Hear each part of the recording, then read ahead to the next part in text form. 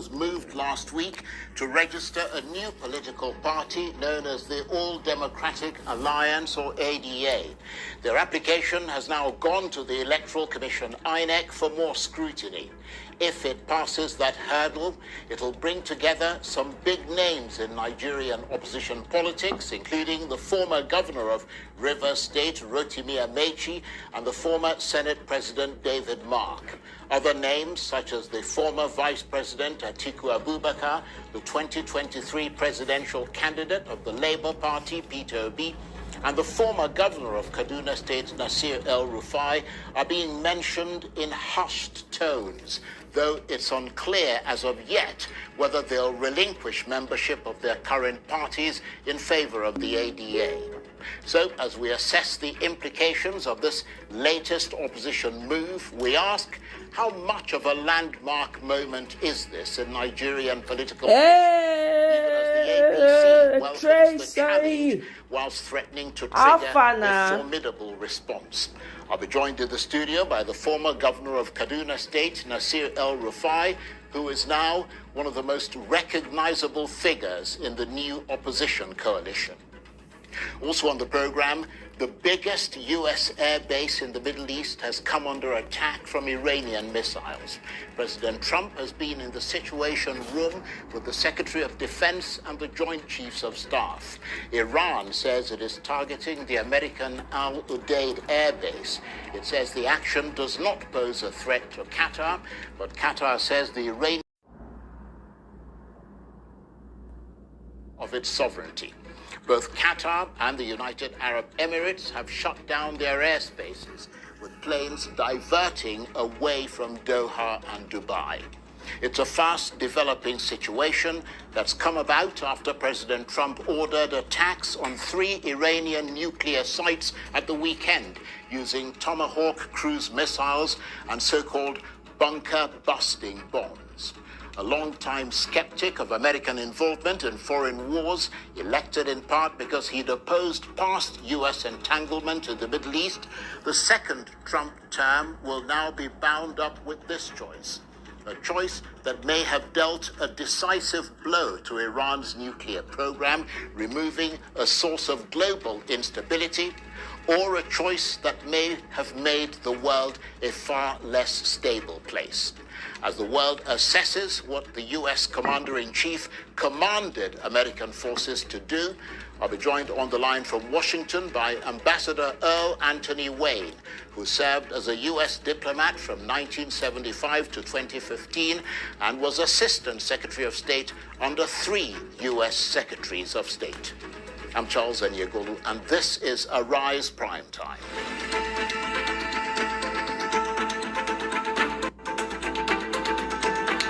Put it with the launch of a new political party, the All Democratic Alliance, or ADA. So the political war has started, and it is a battle with some of President Tinubu's former supporters, as well as the bulk of the opposition ahead of 2027. But this political conflict, it's fair to say, is taking place in a world in which the main opposition parties remain in flux, with the crisis... Person will be for 13 or be 14-year-olds. The collective opposition could be. Nevertheless, in spite of a cascade of defections to the APC, the opposition insists that the clock is ticking down ominously and that the APC is on a perilous path. For its part, the APC says that it is the opposition that is clearly and evidently on a perilous path. What a politically delicious mashup it all promises. I'm telling you. Meanwhile, prominent opposition politicians such as Atiku Abubakar, Peter Obi, and Nasir El-Rufai have kept Nigerians guessing as they watch and wait, or perhaps lurk. Well, for more on this, I'm joined now in the studio by a man who looms very large indeed on the Nigerian political landscape, the former governor of Kaduna State, Nasir El-Rufai. Thank you very much indeed for coming in. Thank you, Charles, for having me. Lovely to see you again. Good to see you again. And you are obviously the person everybody wants to talk to. But let me talk generally first of all, before I come to you in particular, because we've heard different scenarios now about what political vehicle the opposition coalition will use to challenge and attempt to face down President Tinubu in 2027. One was to use existing parties such as the SDP that you're now a part of, or the ADC, or to register a completely new party, which they are now trying to do. Which in that chain of possibility is the most plausible? Well, look, Charles, you don't go to war with only one plan. So very early in our discussions, the leaders of the coalition took the decision that we'll not only look for existing platforms and identify one that is suitable for all of us to go under one roof, but we'll also explore the possibility of registering a brand new party. Many of the leaders believe that registering a brand new party is the least risky of the propositions. Because do you believe that? I think so. I think a brand new party doesn't have any legacy problems or any viruses injected, because what the government, the ruling party and the government have been doing is to create problems in the opposition parties by recruiting and financing viruses to multiply. This is what is happening in the Labour Party, the PDP, and even the NNPP.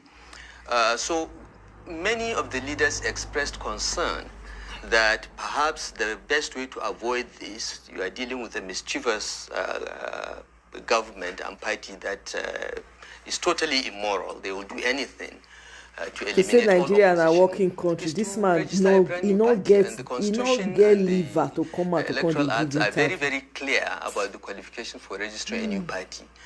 Many of us do not believe that under the current leadership of INEC, a new party will be registered, because Dr. Mahmoud Yakubu is not Jega, and President Tinubu is not Jonathan.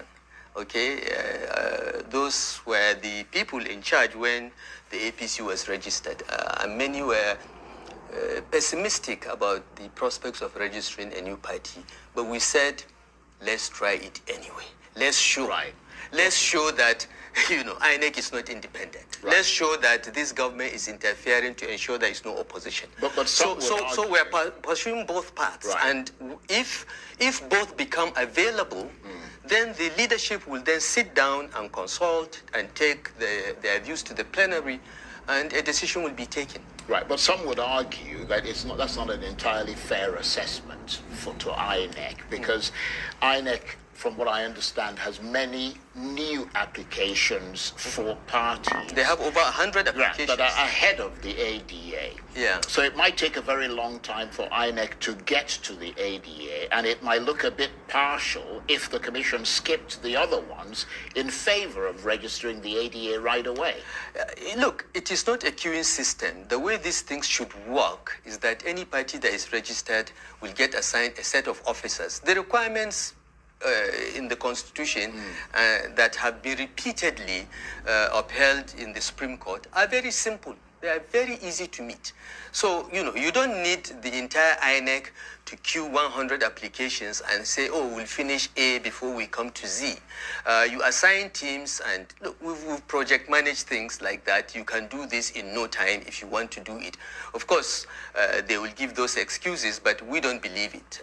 We don't believe that.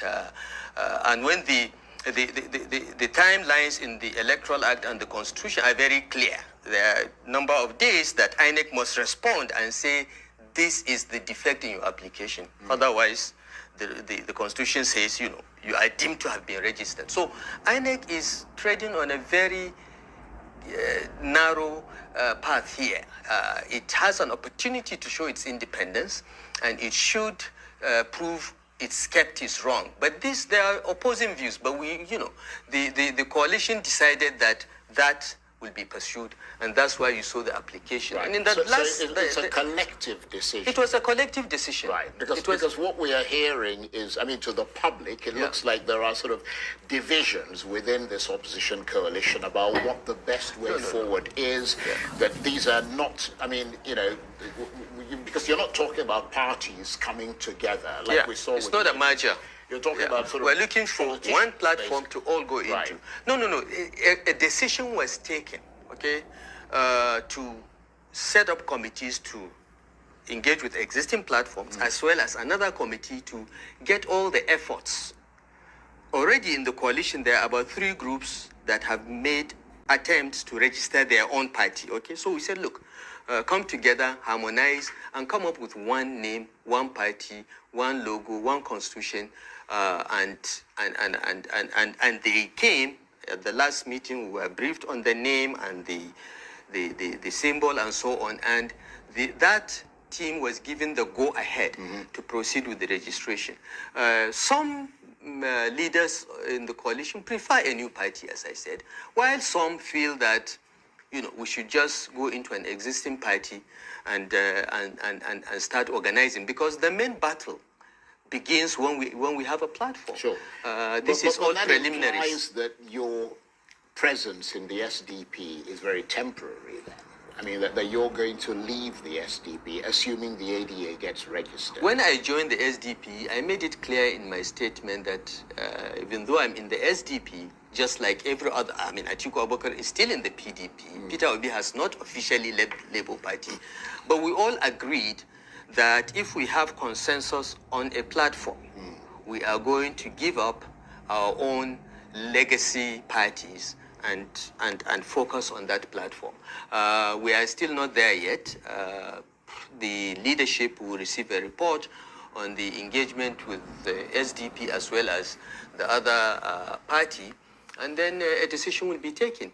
I strongly believe that the SDP is the best platform for the coalition. It has a history, it has a legacy, it has a sentimental value, and everything about it is almost perfect. The name, the logo, everything. It has a history, and I'm advocating for that amongst my colleagues. But it will be a collective decision. Right. And if that collective decision is made, you will be happy to leave the SDP and join the ADA. I will do whatever I can to ensure that we unite under one platform. Right. So whatever happens, just to be clear, whatever happens with your considerable political firepower, and let's be honest, you have quite a bit of it, the impetus for you will lie with whatever party the collective consensus decides is going to be the vehicle. Yes, I believe in that very strongly. I believe that the unity...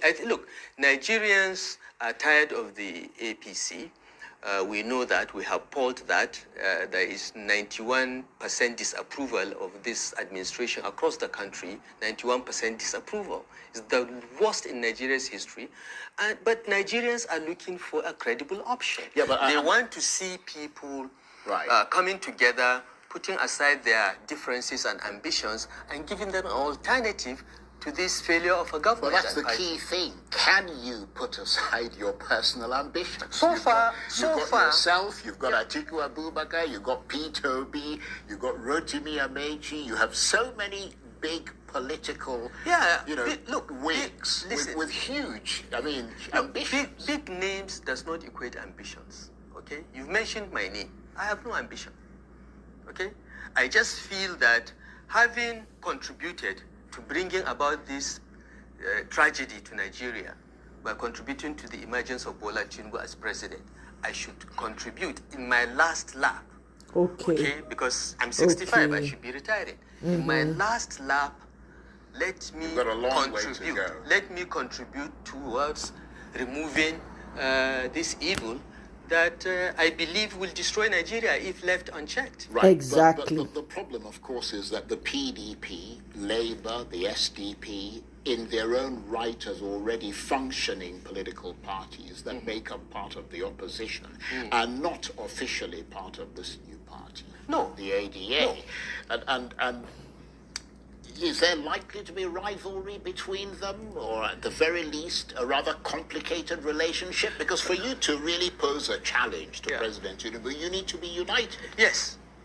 But you see, the mistake that most people make is that they think that what we are trying to do is similar to what we did in 2013 with the APC. It is not. Parties are not involved in this discussion. Okay? The opposition groups are led by individuals. Okay? Vice President Atiku Abubakar has a group of people from PDP, some are not, some are even from APC. There is a group led by the trio of Rauf Aregbesola, Emeka Unwajiba, and Abubakar Malemi, former Buhari ministers. And this group has membership across all parties. Peter Obi has welcome from Labour Party as well as the PDP and so on. Rufai say no get ambition. Leaders of these groups that are in the discussion. We are not bringing parties together.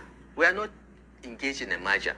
I am part of the leadership, but I'm not there representing SDP. I'm there as an individual with some political weight, no matter how small, in my state or in the Northwest. Okay, so this is how all the groups, how the coalition is formed. It has nothing to do with parties, but we all agreed that if we're able to come to a consensus about a political party to go into, we will leave our parties and join with all our followers. That is the understanding. Sure, of course, the political party consensus is the first step, isn't it? The second step is who's going to actually be the presidential candidate. No, first you need a party. Every party has its constitution and rules. It is the rules of the party that will determine how the primaries will be carried out, how the congresses will be carried out, that will lead to the emergence of party leadership as well as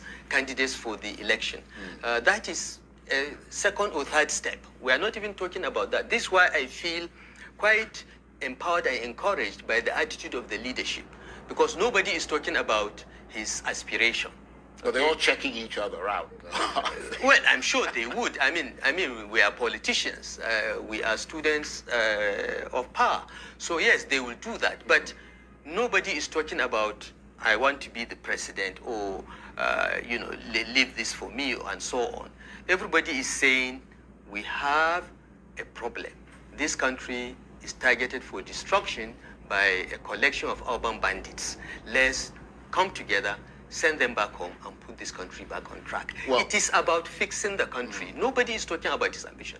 And that has been very good so far, and I'm encouraged. Right. Well, I'm going to come back to that issue in a moment of you.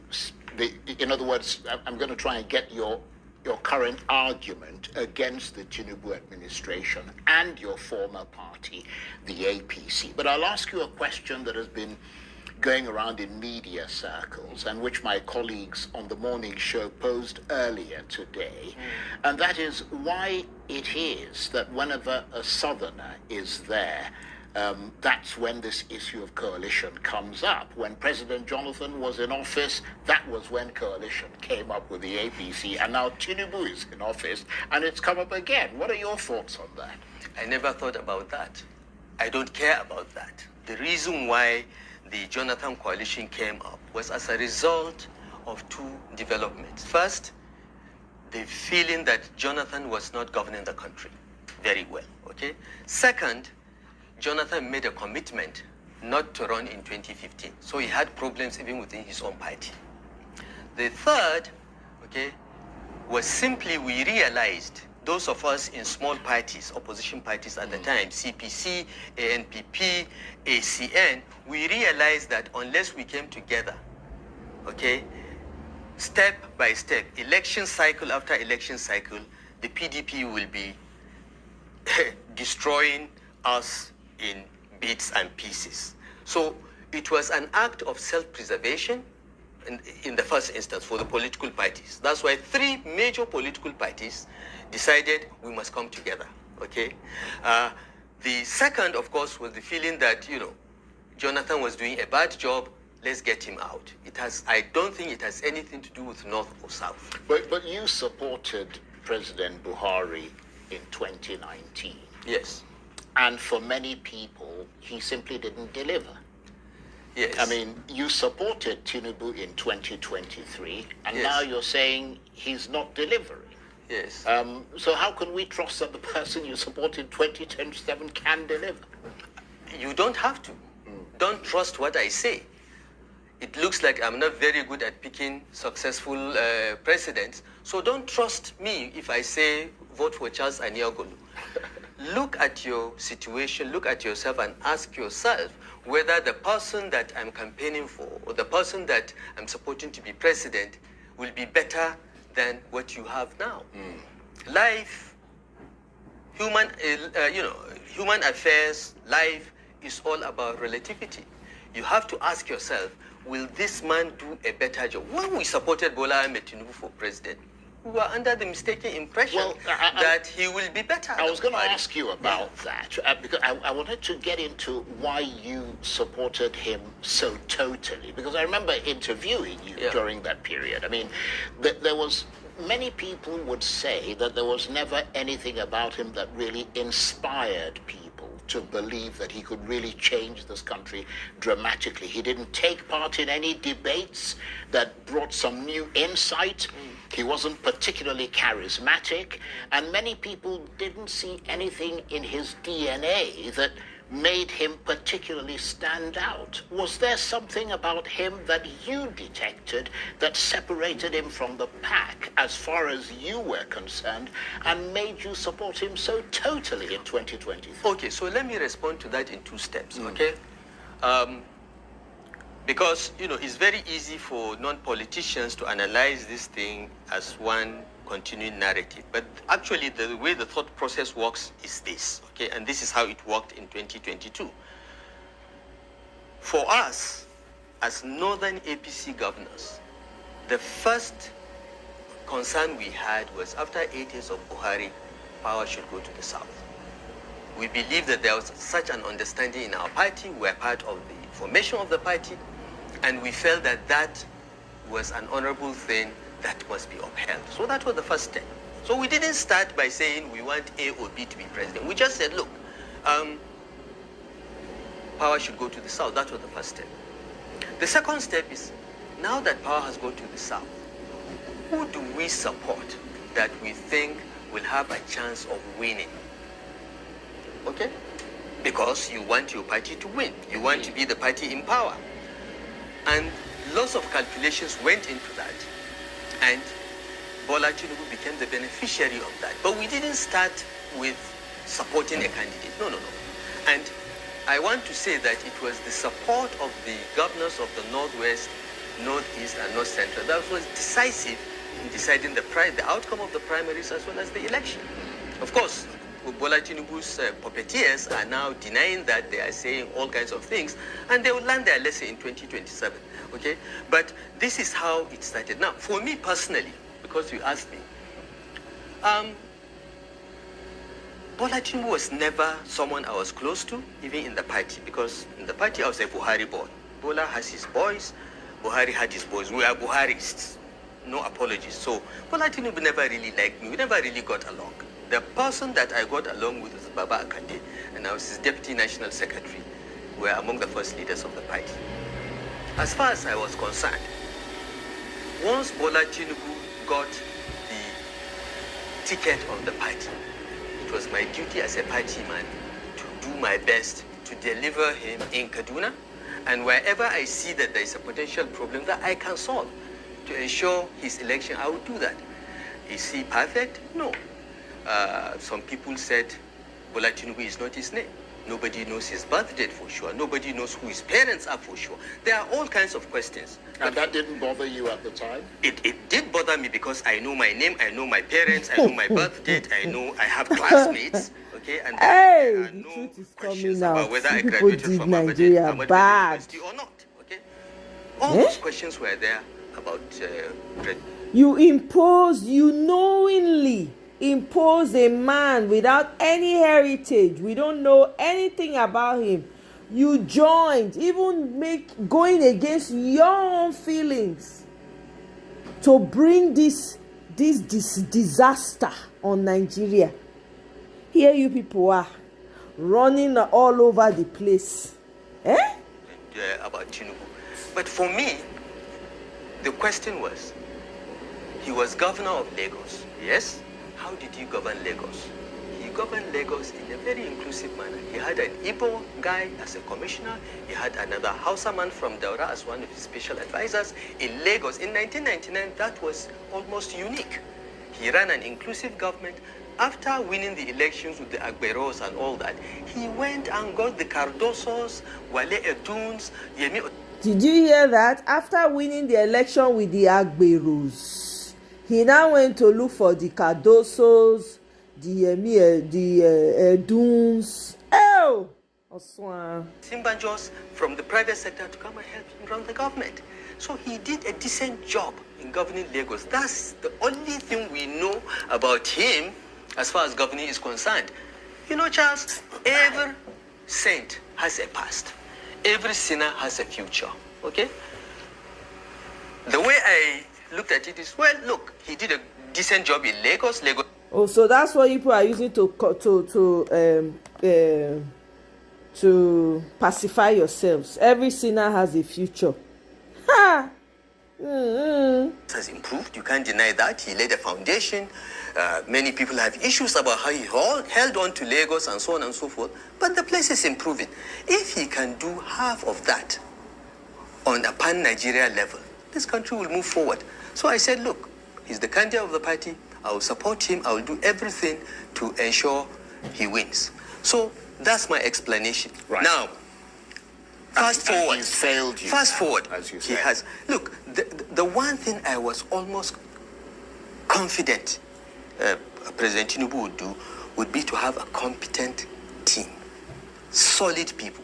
Look at his cabinet. It's a joke. The largest cabinet in Nigeria's history, maybe there are 5 ministers that can be called ministers in the time I was minister, which was 20 years prior.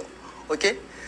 Who is the Ngozi Okonjo-Iweala in that cabinet? Who is the Obi Ezekwesili? You know, there is just no quality. As I said, apart from about 5 you could ask the same question. Yeah. Who is the Nasir El-Rufai? Well, I don't know. I don't want to go to that level. The people that went to be answering questions a lot of people will in Chatham House, did you not follow him? You didn't make did it you not into nominate the you cabinet as when you were expected to do so. And I'm wondering if that, what some interpreted as a slap in the face for you, is is motivating you. And whether, let me just make this point, whether or not there could be, because I mean he dropped you, which after all the effort you made on his behalf. And I'm wondering whether there could be an even bigger political price to pay for you for going for the president's political jugular this time. Because when you supported him, he cast you aside. And now this time you're opposing him. Could there be a bigger political price to pay for you? There may be. I don't care. Okay, I don't keep quiet. Okay. Now, let's go back to that. You know, Charles, anytime I wake up and I see the Tinubu government inflicting more pain on Nigerians and just bungling governance, the simplest things in governance that I knew when I was DG of BP, these guys can't even get it together. Whenever I see that, I thank God. Because I think God saved me. I'm a very lucky person. I think God saved me from the embarrassment of having to explain to be part of this disaster. Okay? So I've never thought twice about it. I never sought to be minister. I was minister 20 years before. That's nothing. Tinubu begged me. And to your credit, you did a superb job as Minister of Abuja. Thank you very much. Everybody would agree to. Thank you very much, okay? My record is there, all right? So, Tinubu begged me publicly. The videos are there to serve in his cabinet. He requested me to change my personal life plans, okay?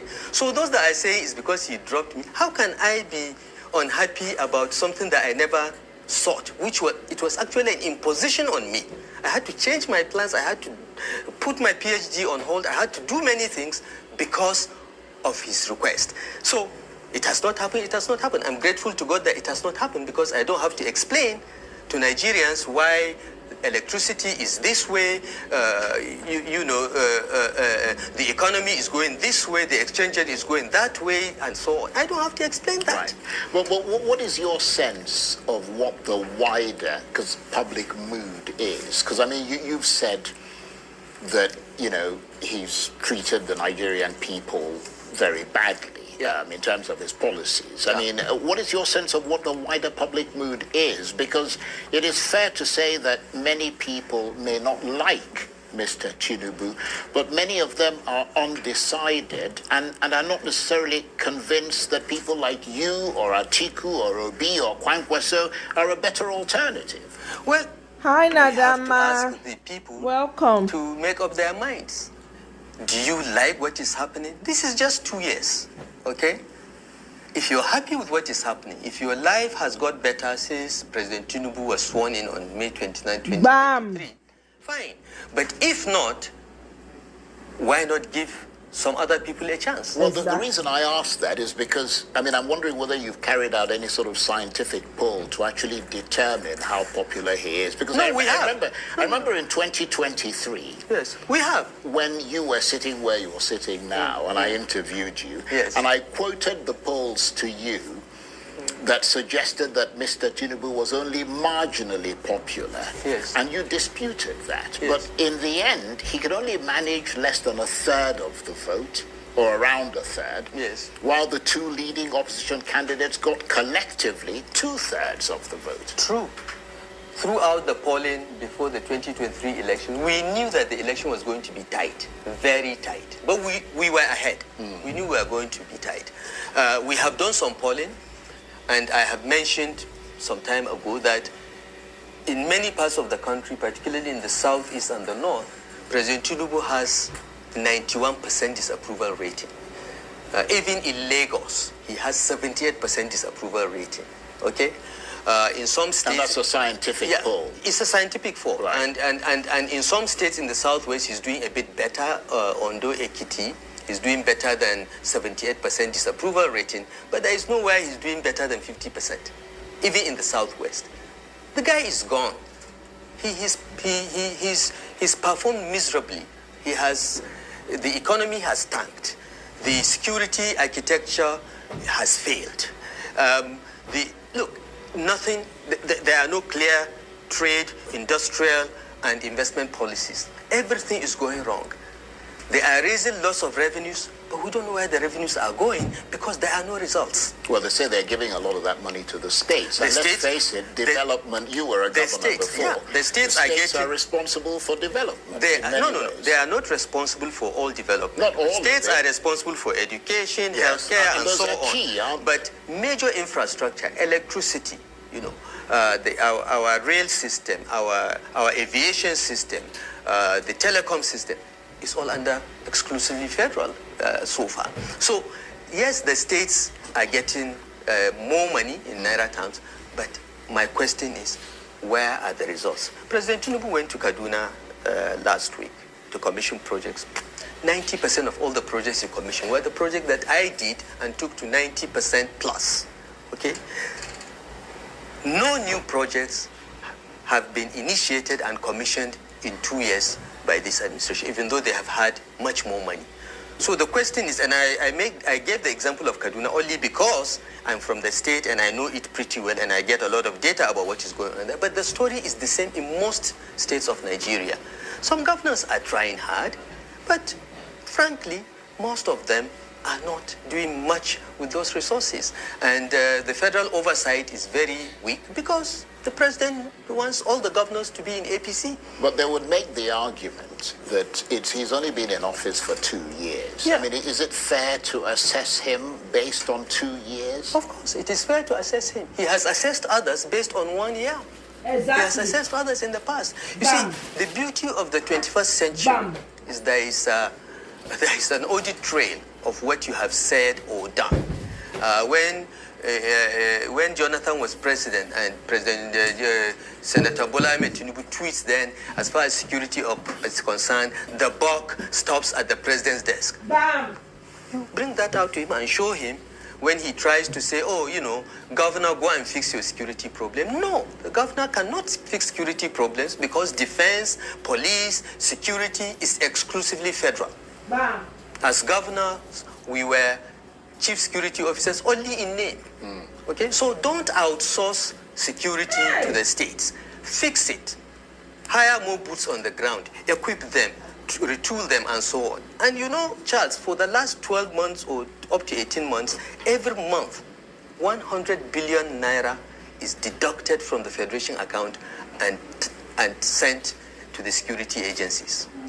Why is there no improvement? In 2024, over 2.2 million Nigerians were abducted. 615,000 were killed. Is Nigeria at war? These numbers are worse than the 8 years of Buhari. Bam. In 1 year. This is data from Nigerian Bureau of Statistics. So it's government data. I'm not quoting something out of the air. So for that 100 billion that goes out every month from Federation account without appropriation by the National Assembly, by the way, without appropriation by the state assembly, Abio, not to because part so of the now. money belongs to the states. So They the state run in assembly is maths supposed now. to appropriate that part. So the entire deduction But I like it when they are and fighting spend each other. expenditure I'm is enjoying the unconstitutional. beef. It's an impeachable offense, but it has been going on for more than 15 months from the last time I checked. So where has that 1.5 trillion gone? What is it being used for? Why is the security situation just getting worse? Why is the government asking communities to protect themselves? Look, Well, I have to say President Tinubu's government has failed woefully. Look, beyond, if you asked me in 2022 or 2023 when we were campaigning that things will ever be this bad, I would say that you are mentally ill. very, very briefly, because we're almost out of time, your political career is now coming out of hold again, because you took a bit of a break after you left the governorship of Kaduna State. Yes. But let me ask you again, what position are you aiming to run for in 2027? I have not made any decision about what position to run for. For me, But you're thinking about it. frankly, yeah, I'm thinking about it. We are discussing with many people. Even in the Hey, you coalition, want we to discussed run? that. Hey, But it's serious. I have not made any firm decision. For me, priority number one, okay, is to get a person that will improve the quality of governance in Nigeria. If the quality of governance in Nigeria is improved, I will thrive. I will do well. Okay? I have an address. I have a profession. I have capabilities. I don't need to be in politics. I don't need to be in public service to thrive. So first order of business is to have a country that is well run, where the resources are applied, where people have a great opportunity to realize their potential. So for me, that's number one. Okay? That person also should be able to defeat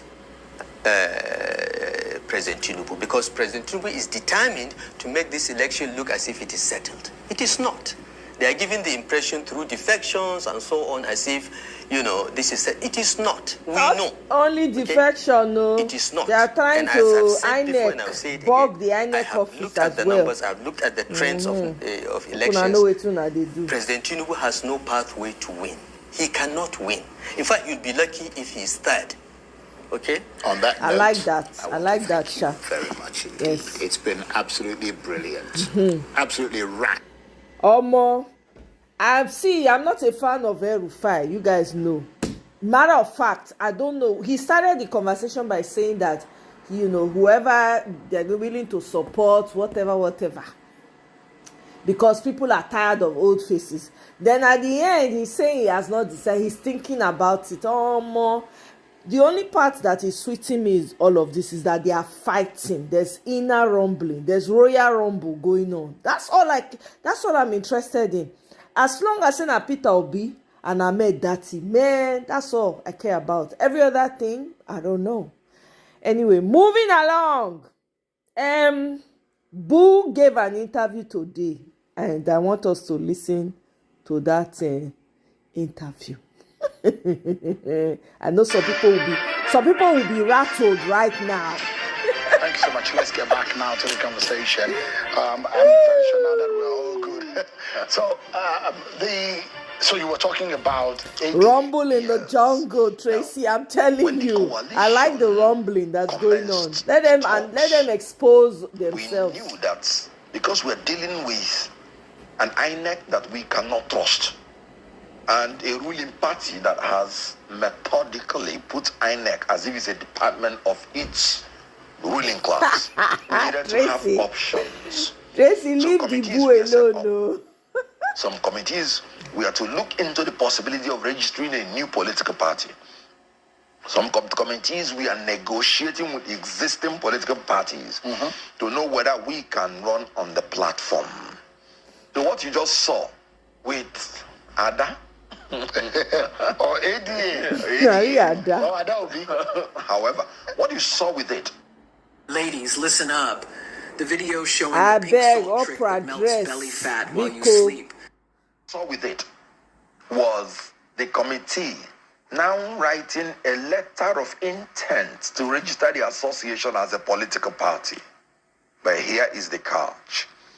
By the provisions of the INEC regulations and guidelines for political parties 2022, when you make that application of intent, INEC has the luxury of 90 days to even reply to you, to tell you whether they would have accepted your name, your symbol, and your acronym.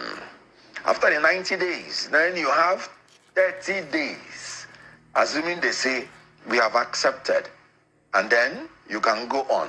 Then you go into their online registration platform, and you have 30 days to file in your constitution, your manifesto, your headquarters, with the land documents to show you own it or you are a tenant. Then the list of your executives, the members of your association, the register, and affidavit. And then when you file that in what we call Form 15A1, INEC has another 60 days of luxury to vet all those things before coming back to you to say, okay, we don't accept. Or we give you prima facie, you can tamper with this, and then I have 90 days from the time of your application. So you're talking about 7 months to register a new political party. Now, a new political party, you will now start building the new political party from the polling unit. We are talking about 1 year, 6 months to the general election. That option may be tedious, it may be clumsy, but we still have it as an option because there is a committee that is working towards it. And what I just told you then was paragraph 2I of the regulations and the guidelines. We have another committee that is talking about some already established political party. What people fail to understand was that APC did not go for a new political party. It was a merger. So they didn't have to start building. So that's the polling unit. That is different arrangement. And under the law, different from registering a new political party when you want to merge. So, and then when you want to merge, its parties already existing with structures. So when people are talking about a new political party, yes, it's an option we're considering. But because of the time constraint, that's not the only option. But I can guarantee you, by the grace of God, in the next 2 weeks, it may be before then, a categorical statement will be issued, and the world will know which one we have chosen, because time is not on our side. So you are in one of the committees working on the ground. Well, we want to operate in a manner that is not. So we don't want to explain anything. We just know that I'm part of the coalition. And Mr. Peter Obi is there too. Atiku Abubakar is there. El-Rufai is there. Now, Nasir El-Rufai, David Mark, all of you are in that group. What is a coalition? Combine, an alliance for combined action. So it's open to everybody. How come as a fair? In Nigeria, a political party is constitutionally open to everybody. Now, if you want to be a part of a coalition, nobody's going to stop you.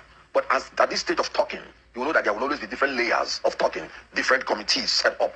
But I can tell you, the engine rooms of this coalition, a lot of them you don't even know. APC will not know what hits them coming 2027. You know, when you are dealing with the ruling party and you're in your opposition party, you have to possess exceptional skills, exceptional attributes. You must have to be strong, but you should not be brutal. You should not be reckless, but you have to be courageous. You should not be priggish, but you have to be honest. You should not be proud, but you have to be confident. You should not be a braggart or self-conceited, but you have to be intelligent. You should not be sentimental, but you have to be very compassionate. And of course, you have to be charismatic. Now, all these attributes, if you don't have it, remember, you cannot outdo the ruling party in terms of resources. You have to inspire the people by these attributes so that even when you don't give them money, they will be able to be convinced. But here is the problem, why you should not have the other side of what I was saying. The ruling party, with all their braggadocio, they will use all those equipment they have, that whenever you show strength, they will want to tell the world you are brutal. Whenever you show courage, they want to tell the world you're reckless. So that they will put in you that fear that you should not exhibit those attributes. That's why I say in 2027, we are going to match them by showing strength and courage. And they would never intimidate us by trying to make the world to think that we are reckless and that we are brutal. Because when you are defending your own turf, as in when they want to rig election this time, we have to demonstrate strength and courage. So you are going for the roots? Hello, my name is Adam Ferrari, the Chief Executive Officer of Phoenix Energy. I look forward to you joining us at our... The roots for the muscle and for the energy of the APC. You're not even waiting until after the 2027 election. You want to take them out, because a lot of people say, yes, whatever your coalition is doing is not going to bear any fruit in 2027. It's going to be after the election, because it's now too late for them to play any damage against the APC. Considering all of the defection, everybody seems to be going to the APC now. Yes, that's why I told you we will not succumb to their braggadocio. All those things are, okay, let's talk about the Northeast. When they were telling you endorsement, what happened? They went to Northeast and made a vote of no confidence on Shetima. And you saw the crisis that erupted. Forget whatever they are telling you. They went to Northwest and people were pulling down the billboards of Tinubu. They went to Benue, the same thing. And a man was on a television station and he told you, any arrangement, I don't care what it is, any arrangement I'll take out Tinubu, I will be involved. That is the state that Nigerians have entered into. You're talking about suicide bombing. Returning to Nigeria, 18 was just cleared up in Borno, in something that was anticipated because the governor kept shouting about it. You're talking about people now so jittery about their life that they can kill any foreigner around them. It happened in Plateau. It happened in Edo. Just because communities are so tensed that any little thing makes them to start killing. If they do not defend themselves, they will be killed. When you allow them to defend themselves, they will go to the other extreme of killing innocent people. But here's a question. Yes. So, and I see, I'll mention 5 personalities for you that gave some level of breath and energy to the APC's merger.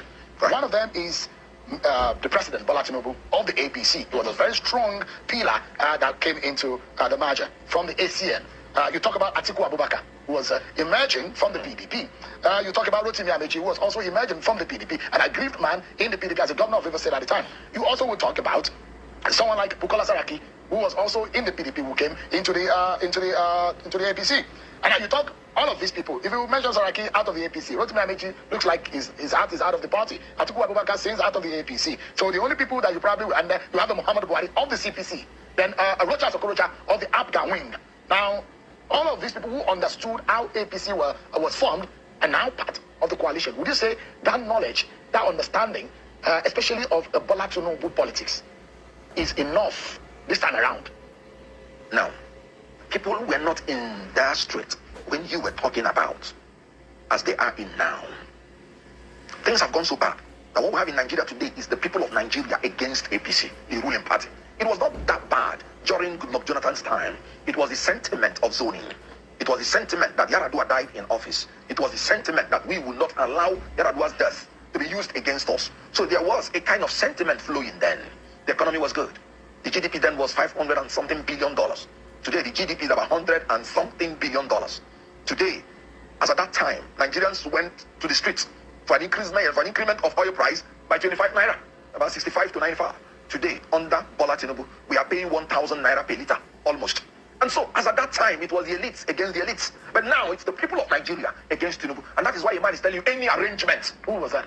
I'm talking about the former governor of Jigawa State, Lamido. Sule Lamido. Yes. Well, so you have been corrected when he said that Tinubu is a later saint of the June 12 struggle, and that Tinubu supported the annulment, which the president... I don't even know why people say that Tinubu fought for democracy. I don't understand. He was a backer of the Nadeko. Excuse me? From London? 24 hours electricity? I use a pink salt trick because I was over 220 pounds and now I can't stop melting. When pipe and water flowing freely for you. You're enjoying yourself. Exile. And those ones in exile, they are exiled politicians. But he was also. How can you say he was also on the street? Democracy. With those who on the inside in Adeko knows the role Bola Tinubu played. Because some of us are not children then. So businessman for money, but you will not allow any personal discomfort on yourself. So you didn't think that when things became role was that significant? When things became so tough in Nigeria, you ran away. He demonstrated how you ran away on television then. He said he acted like an old man. And then crossed the border. And they're telling me for democracy? How? People died here. Abraham Adesanya was put in jail. Red bug everywhere in his body. He came out from the jail. He did not run away. And this is a politician that, during the regime of Abacha, he ran away. And you're saying he fought for democracy? How? Because the people that were dying, what did they then fight for? Those people that were put in Gulag. A man is enjoying himself, like I always say, in an Owambe, moves in London. And he said he fought for who? I was in Nigeria. I was grown up. I knew the people that fought for me. I knew the people that died for democracy. Those ones I will respect. But they can't tell me that with your money as rich as you are, and that's what most of them will do if Nigeria collapses. That's why the people of Nigeria must hold up Nigeria, must not allow it to fall. Because once it falls, all these pretenders that they fight for democracy, they will run away. And they will go abroad. You are once a believer of Bola Tinubu. What changed? I will not understand what you mean believer of Bola Tinubu. I was in the same party with him, APC, at a certain point. But he was the leader of the party at the time. He was. He didn't believe in the party. Yes. I mean, when he became the presidential candidate and picked a fellow Muslim, I left. So if I was a believer of him, well, I would have followed. But even for that decision, you probably would have been in APC by now, still being in APC. If they had done the right things, which they ought to do, I wouldn't have left APC. But look at it now. And my principles. Yeah, look at what is going on. The security was degenerating. The economy was going down. And then they now added the fact of nepotism. And then our inclusivity was destroyed under Bola Tinubu. So he even gave me no option. For me, that believes in our diversity, that believes that the Christians should be allowed to purge, the Muslims should be allowed to purge, the North should be allowed to purge, the South should be allowed to purge. As an artist, when I go through, a bed of flowers, and I see different flowers with different colors mixing up, it gives me that beautiful aesthetic feeling. I love diversity. Anybody that is cantankerous towards people of diversity, I will not support you. But look at it. Yes, in appointment. So you look at what is going on in the APC, and I mentioned virtually everyone that you see in the video. Yes. In that coalition, they were formerly in the APC. What is the difference between this coalition and the present APC? Because they were more or less, a few years ago, all of them singing from the same hymn book. So why should Nigerians see the coalition and the APC differently? Now, everybody you see in APC, we are formerly in PDP, apart from probably Tinubu and Oshomole. Every other person came from PDP.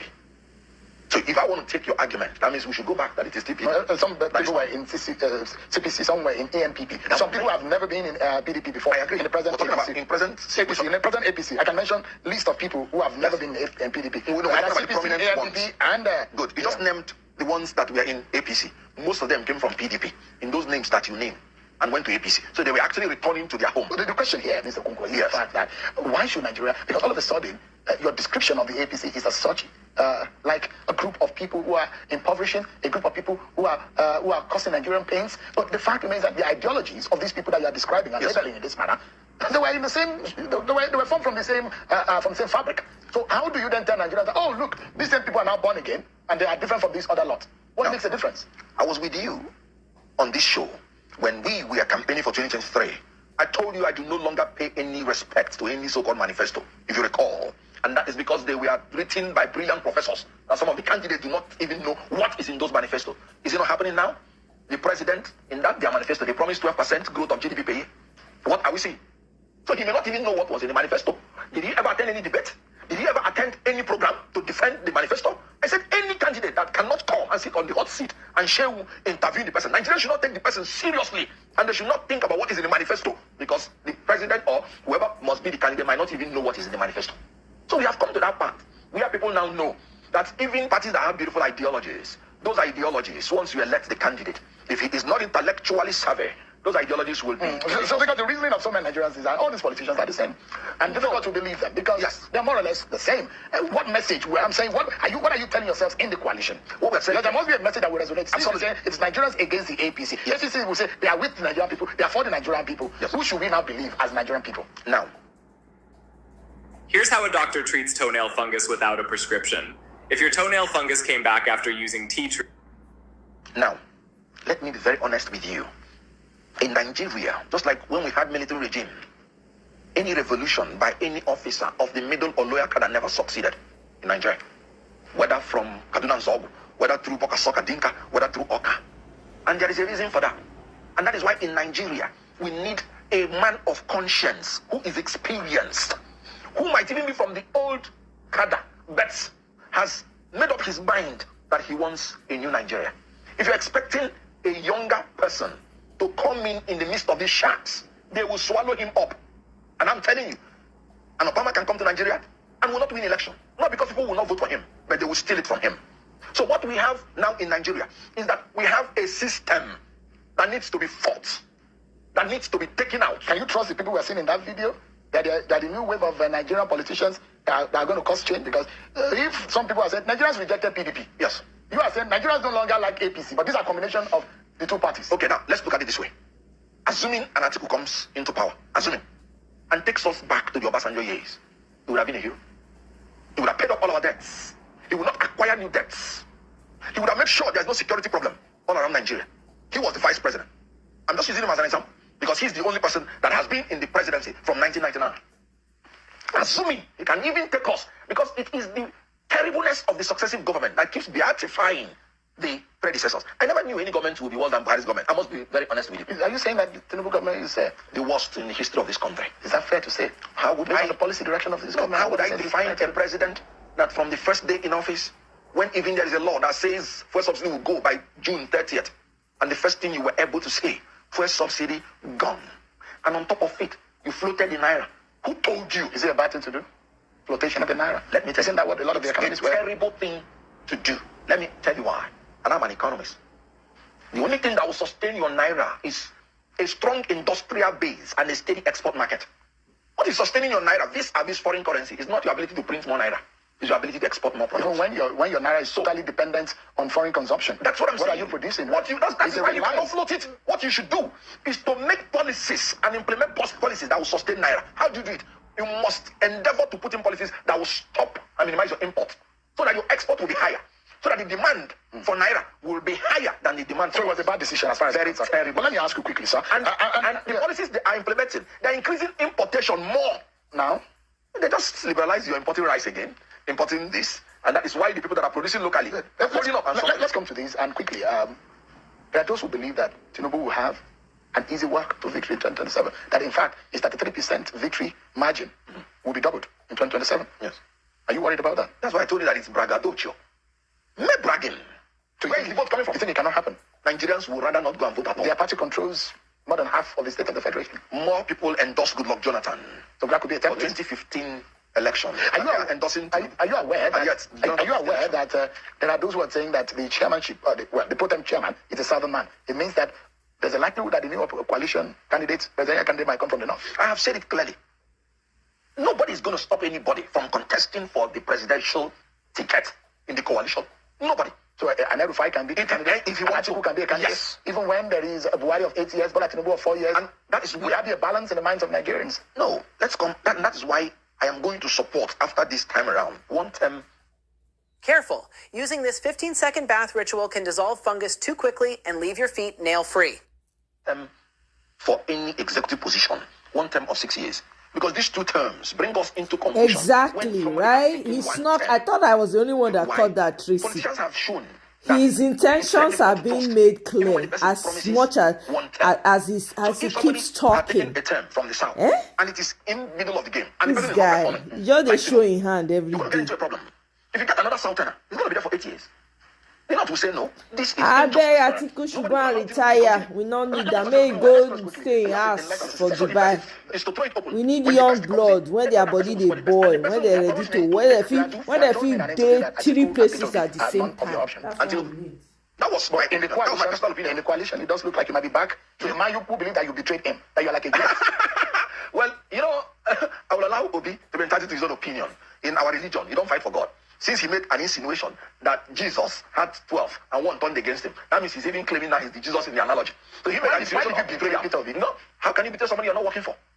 You didn't pay him money for all the time. I didn't ask for him. He didn't give you a house. I did not ask for him. Did you get a house? I did not ask for him. Did you get? I couldn't have gotten. Did you get money? I did not ask for him. So how did you betray him? No, he should tell me. Were you walking behind him against him? When I worked for him, I never consulted any politician. And I'm making a public statement. I never talked with any political party. So you were 100% loyal. 100%. So why does it think that you had? When I left, I told the whole world. And your program was even one of those programs that I used to tell the whole world.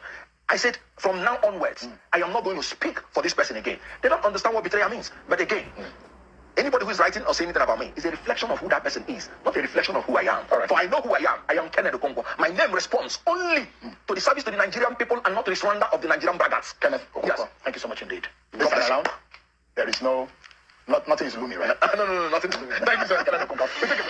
Hi, God, this man, he not go make person to the talk. Wallahi. This one shows that it's not good. It's not a good thing. For if somebody talks too much, it's a problem. I said it before. You will always expose yourself because you're spending too much time talking, explaining, no evidence. Again, Keno Baba, Keno Bubu. You form my hand for this one. I no go lie. You form my hand for this. Not be everything that they put chook mouth. You can say what you want to say without having to do all these acrobatics when they do.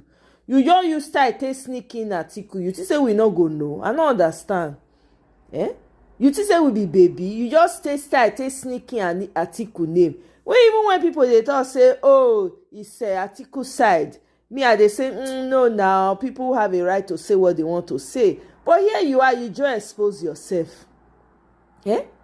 Well, who expose it? You just expose for yourself, for the world to know that what your true intentions are. Sit down and you think, Kenneth Okonkwo, you not reach to run for president. Think, see who you they push. And you know young, you go like me your papa they run for president at the age when article day. When brain don't knock. The only thing when they know now, they want a closeness to the bathroom. Come on now. What are we doing in this country? Are we serious? Are we serious? You not reach to run for presidency, Mr. Okonkwo. You not reach. You want to say you not reach? Not be your mates. They run for presidency and all this thing for different country. Why will they do like? Why will they always reduce ourselves? You want to go throw you say okay, you come out say I'm throwing my cap in. I want to run as well on a platform. And have those people back you. It's simple. All this rigmaronings, going to deal and speaking grammar, everything. I mean, I respect you. I appreciate you for the work that you have done. I know we'll talk down on you ever. I know ever.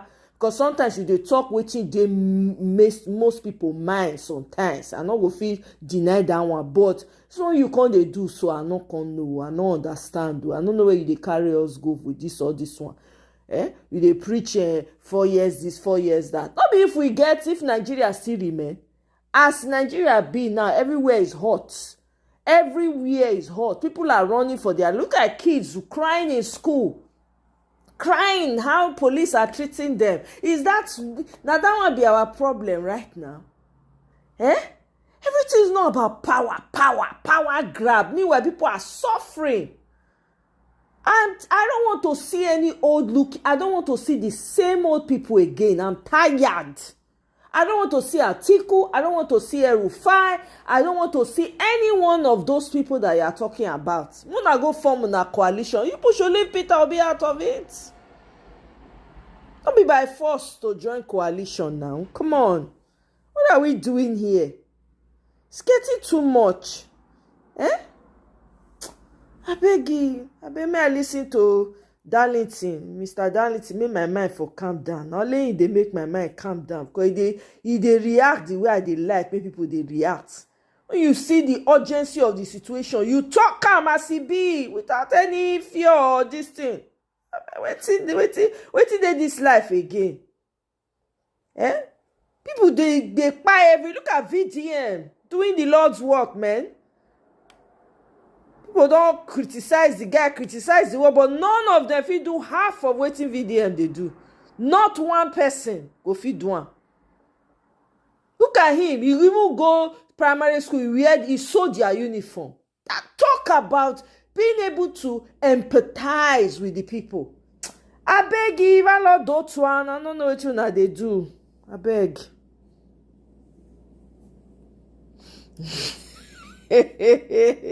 Darlington.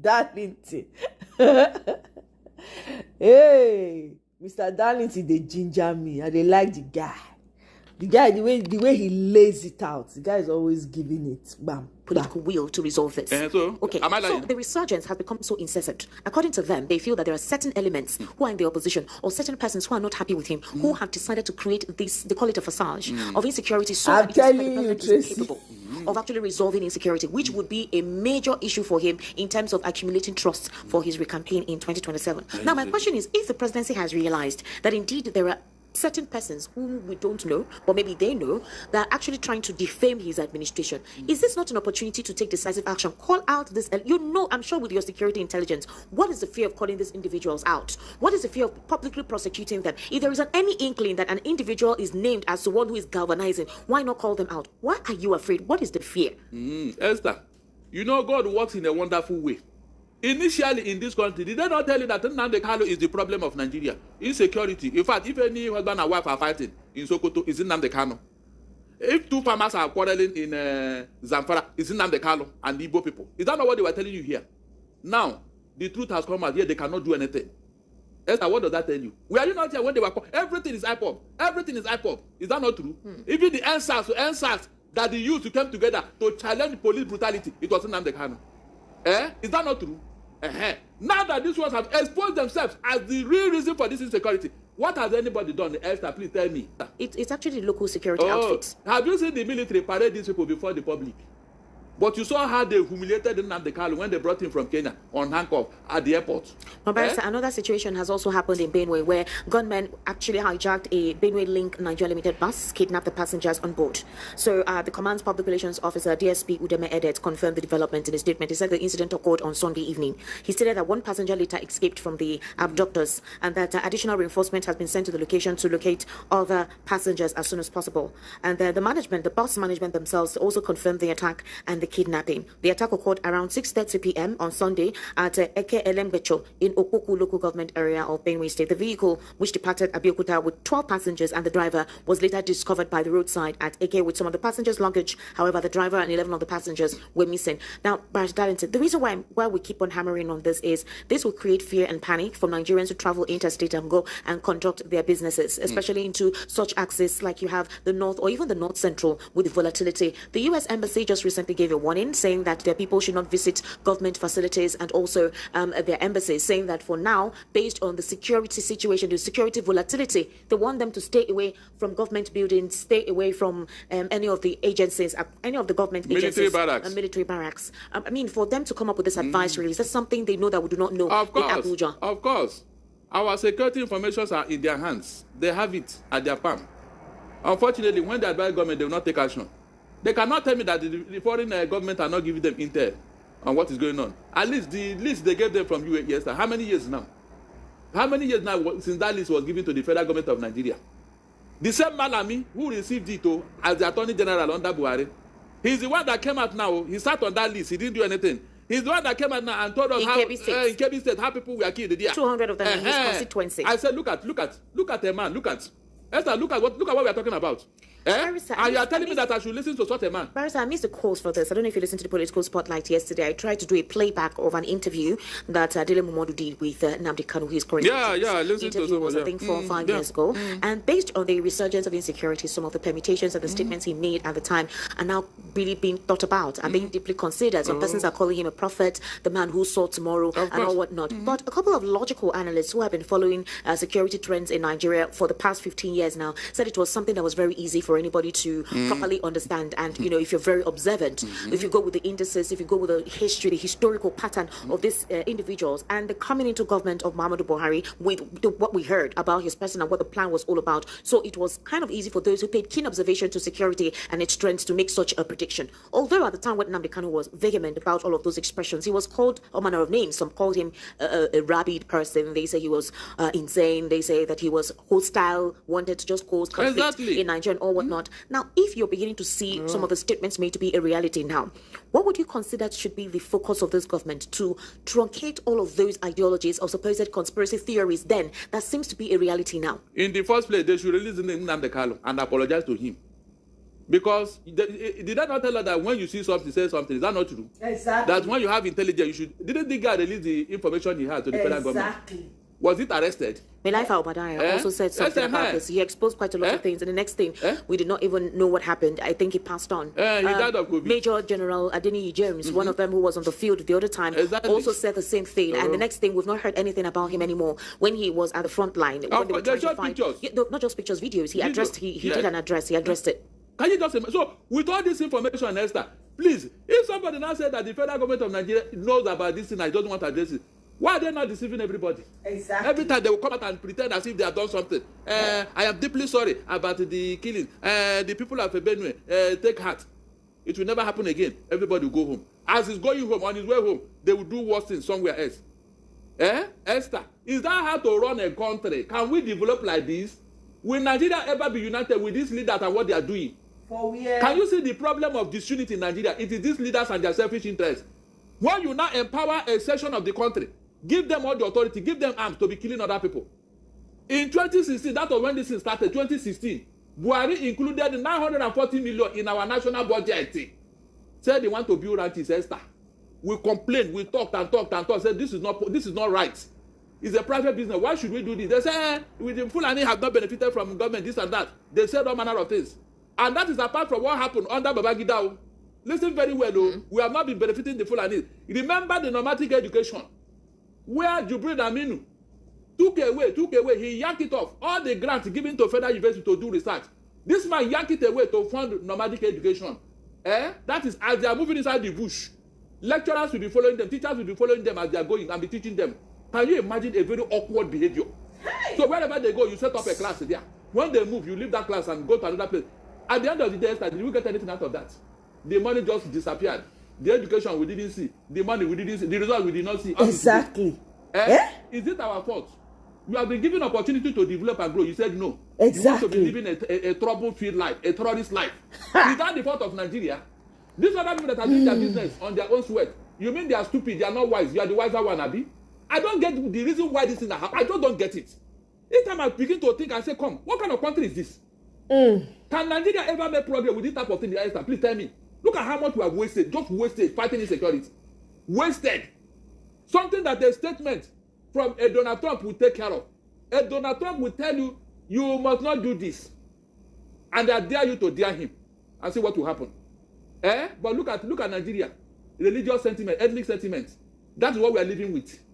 To make matters worse, it is now tribalistic and sectional. All right. When it happened elsewhere, it is nothing. I was actually looking for that video where General Adeniyi did, when he actually talked to the chief of army staff then under Muhammadu Buhari. That is, what's his name again? Borotai. Yes. So after there was a deadly Boko Haram attack in Goroji, Yobe State, and there was a video recording. So I want us to listen to him because he actually said quite a lot in this video. Yeah, our troops injured.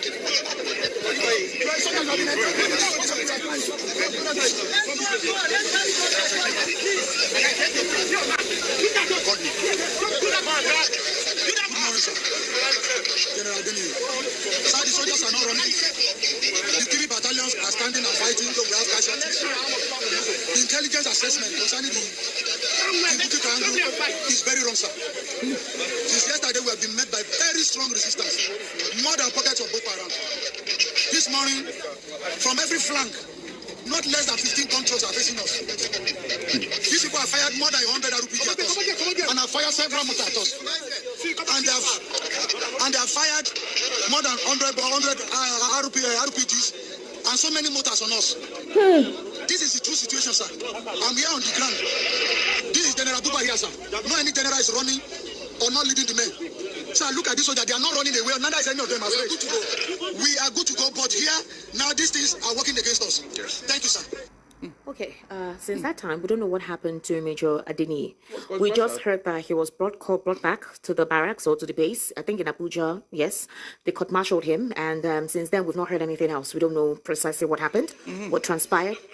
These are videos of the Nigerian soldiers at the time, those who were injured on their bodies. And so the question is, if they know the truth, that's my issue. If they know the truth, because he was ordered to face a court-martial officially for violating military social media guidelines under a policy issued on June 11, 2018 by the Chief of Defense Staff. Section 15G of the policy prohibits personnel from posting videos, audio, or images during operations. But it got to the point they had to do so because it felt like information wasn't getting to them there. Yeah. Or there was deliberate distortion of the facts on ground. So if we apply to what is currently happening, are that persons deliberately distorting the facts on ground to the president? Are you not aware? Are you not aware that after that incident, they told all the military not to use phone, not to put any phone around them? Is that not what happened after this particular incident? You didn't hear that, Abi? So imagine a soldier who wants to talk to the wife or the children. He can no longer do that because he's under slavery to fight and die. Esther, this fight, what is it all about? What is it for? At least when you are facing an enemy who invade your country, you say you are fighting an enemy. In this case now, what are you fighting for? You can see how people have brainwashed Nigerians into believing the wrong things. If they ask the federal government, what exactly does Lukarawa want? What does Bandit want? What does this want? What does Boko Haram? All these terrorist groups, what are they pursuing in Nigeria? The federal government of Nigeria does not know. Esther, because they cannot be pursuing one thing. Let the federal government, the killer herdsmen, what are they looking for? All these people, the federal government does not know what they want in Nigeria. They don't know. At least if we are facing a scandal, then we go there, yes, we are fighting with Niger or Ghana or whichever. But in this case now, whom are you fighting with? Ragtag rascals who were empowered by the same people in the same Nigeria. The way they have made very provocative statements, especially Gumi, who told us that there are good bandits and bad bandits, and nobody called him to come and explain. Let somebody say the same thing somewhere. There are good IPOB and bad IPOB. They will ask you, what do you mean? So you know them, Abi? Or you're going to show us the bad ones where they are. Nobody said anything extra. I said, you can see. You know why I'm saying this now? God knows. Tomorrow, these same people that are destroying Nigeria, they will look for somebody to blame for it. Exactly. They will look for somebody. We will and you know the person they will blame, you know. We will continue to call this Malay out. This menace will continue to talk about it. It's very important. We cannot, as a nation, collectively keep mute while things like this happen. No, why that just because it's not happening in front of you or it's not happening close to you. We will continue to talk about it. Barrister Darlington, so today, the president publicly identified a former classmate from his time at Chicago State University during an event in the Federal Capital Territory, in Abuja. So he was speaking during the launch of the Renewed Hope Agricultural Mechanization Program, which introduced 2,000 tractors and 9,000 specialized farming implements. The president made a brief reference to a man he claimed was once his neighbor and fellow student to the United States. So this is how he said it. To all of you, Alex was my very good neighbor and went to the same school with me in Chicago. Never did we dream that I would be in this position as president of Nigeria. And Alex, a successful businessman from Belarus. The man identified as Alex stood up in acknowledgement. So you know that there has been scrutiny over the president's academic background, his educational history, particularly his claimed attendance and graduation from CSU, which has been a point of contention since the 2023 presidential election. So now that the president obviously has mentioned, Alex, does that put all of those supposed conversations down? Let's just listen to the president. Can you hear him? Leave that thing.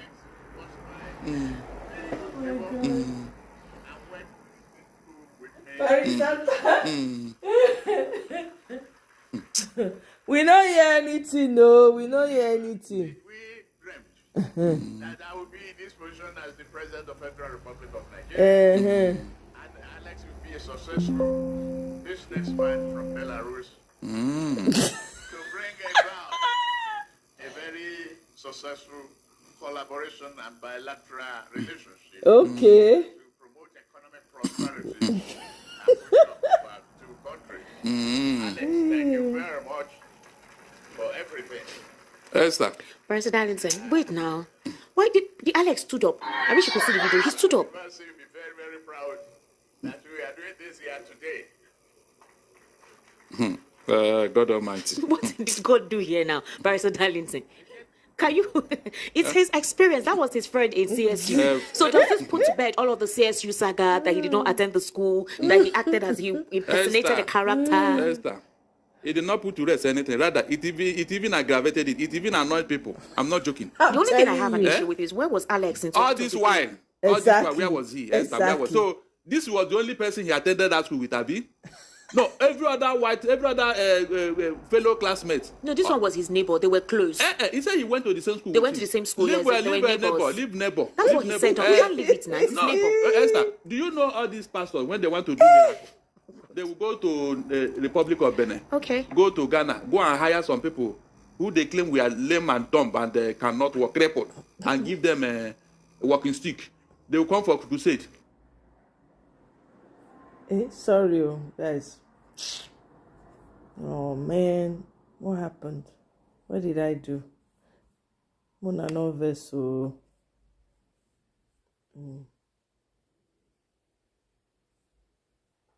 I saw the 30-second pink salt trick in a viral video. Weeks later, they stopped to call me delusional. Depends on how the conversation actually goes on, because if you see...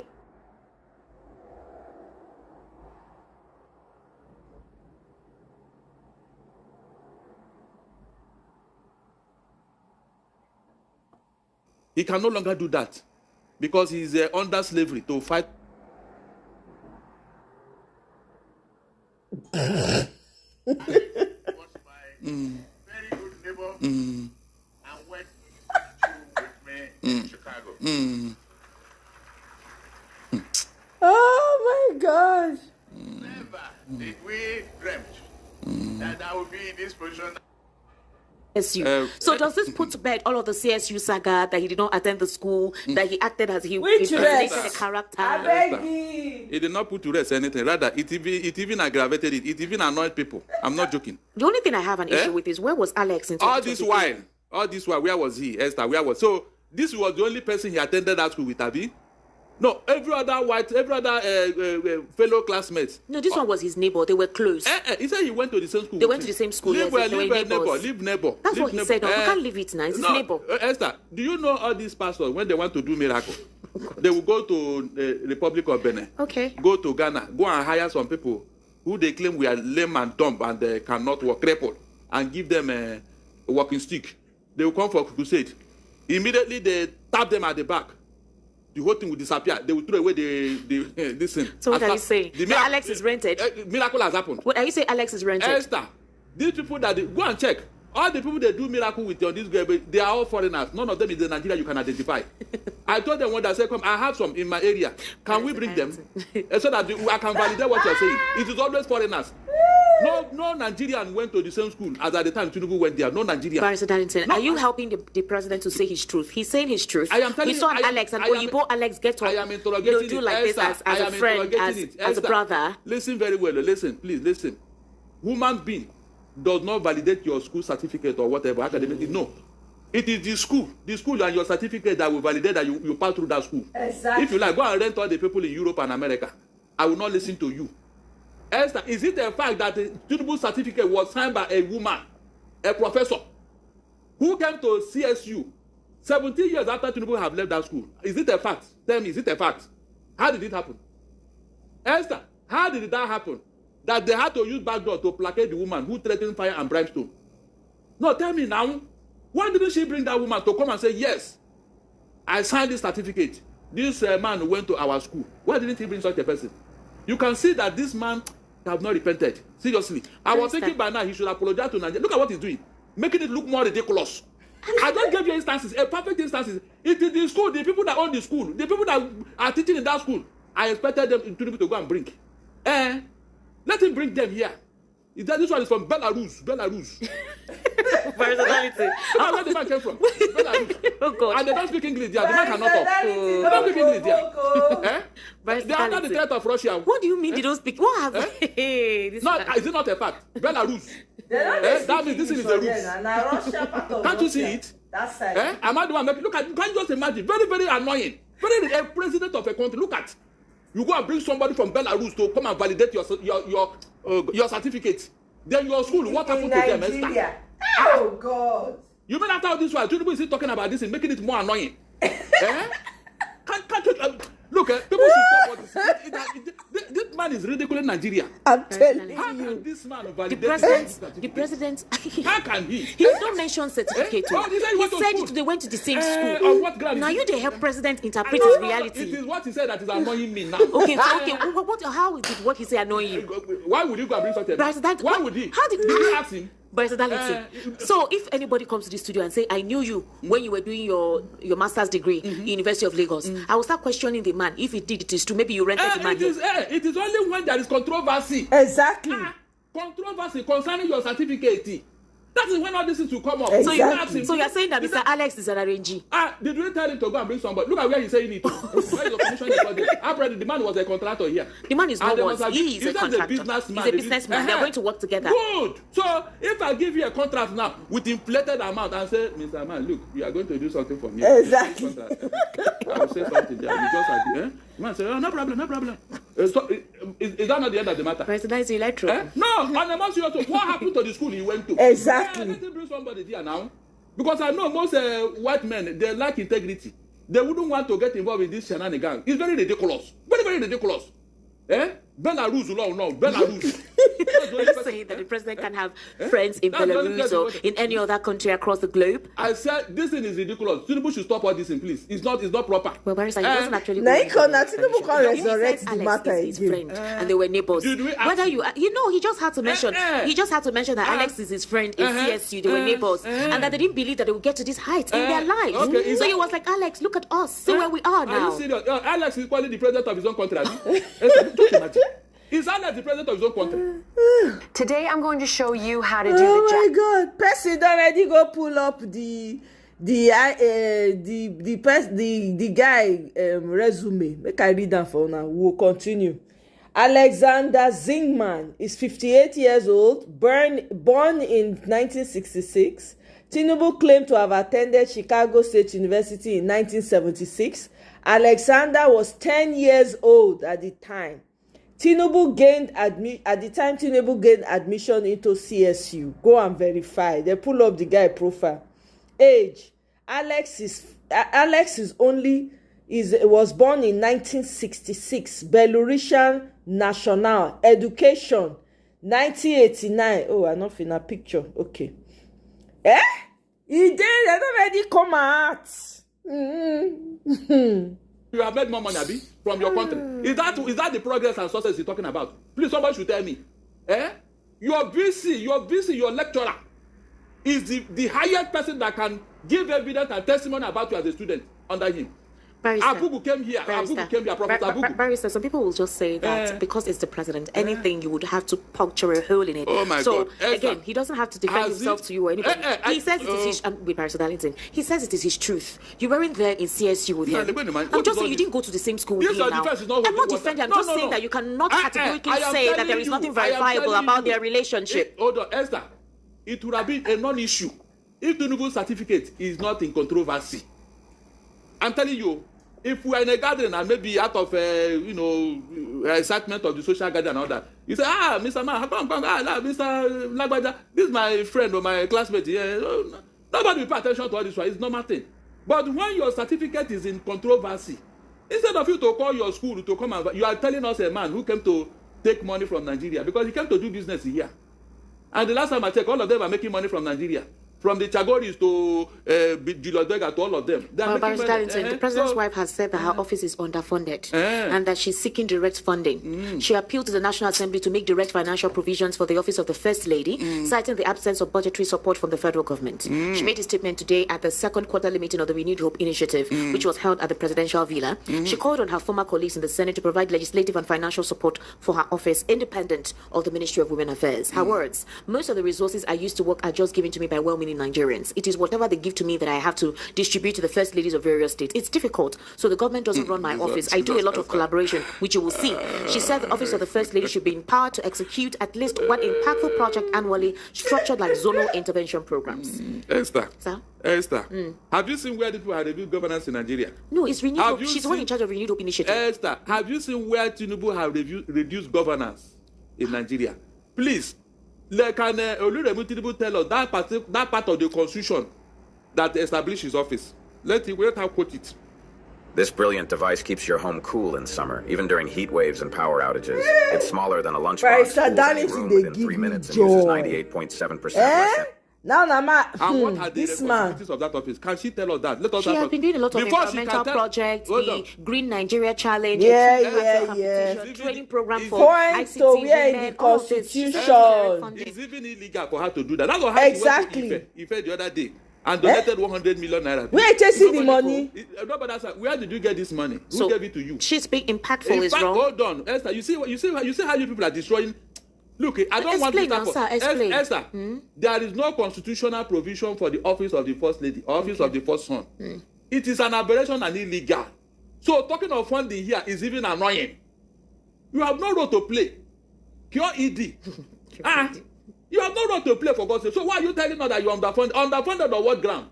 All the first ladies in all the states, they have states. I'm telling you, Tracy, you they read my mind. They can get it from their husband. Why are you telling her that you are giving them? Is the money they give, are you serious? So are you saying the National Assembly should not consider giving her direct funding, different from the Ministry of Women Affairs? She wants direct funding, not under Ministry of Women Affairs, for her initiatives and what she wants to do. She says the office of the First Lady needs to be empowered and that her colleagues should please try for ensuring that the National Assembly actually throws that in line with the budgeting.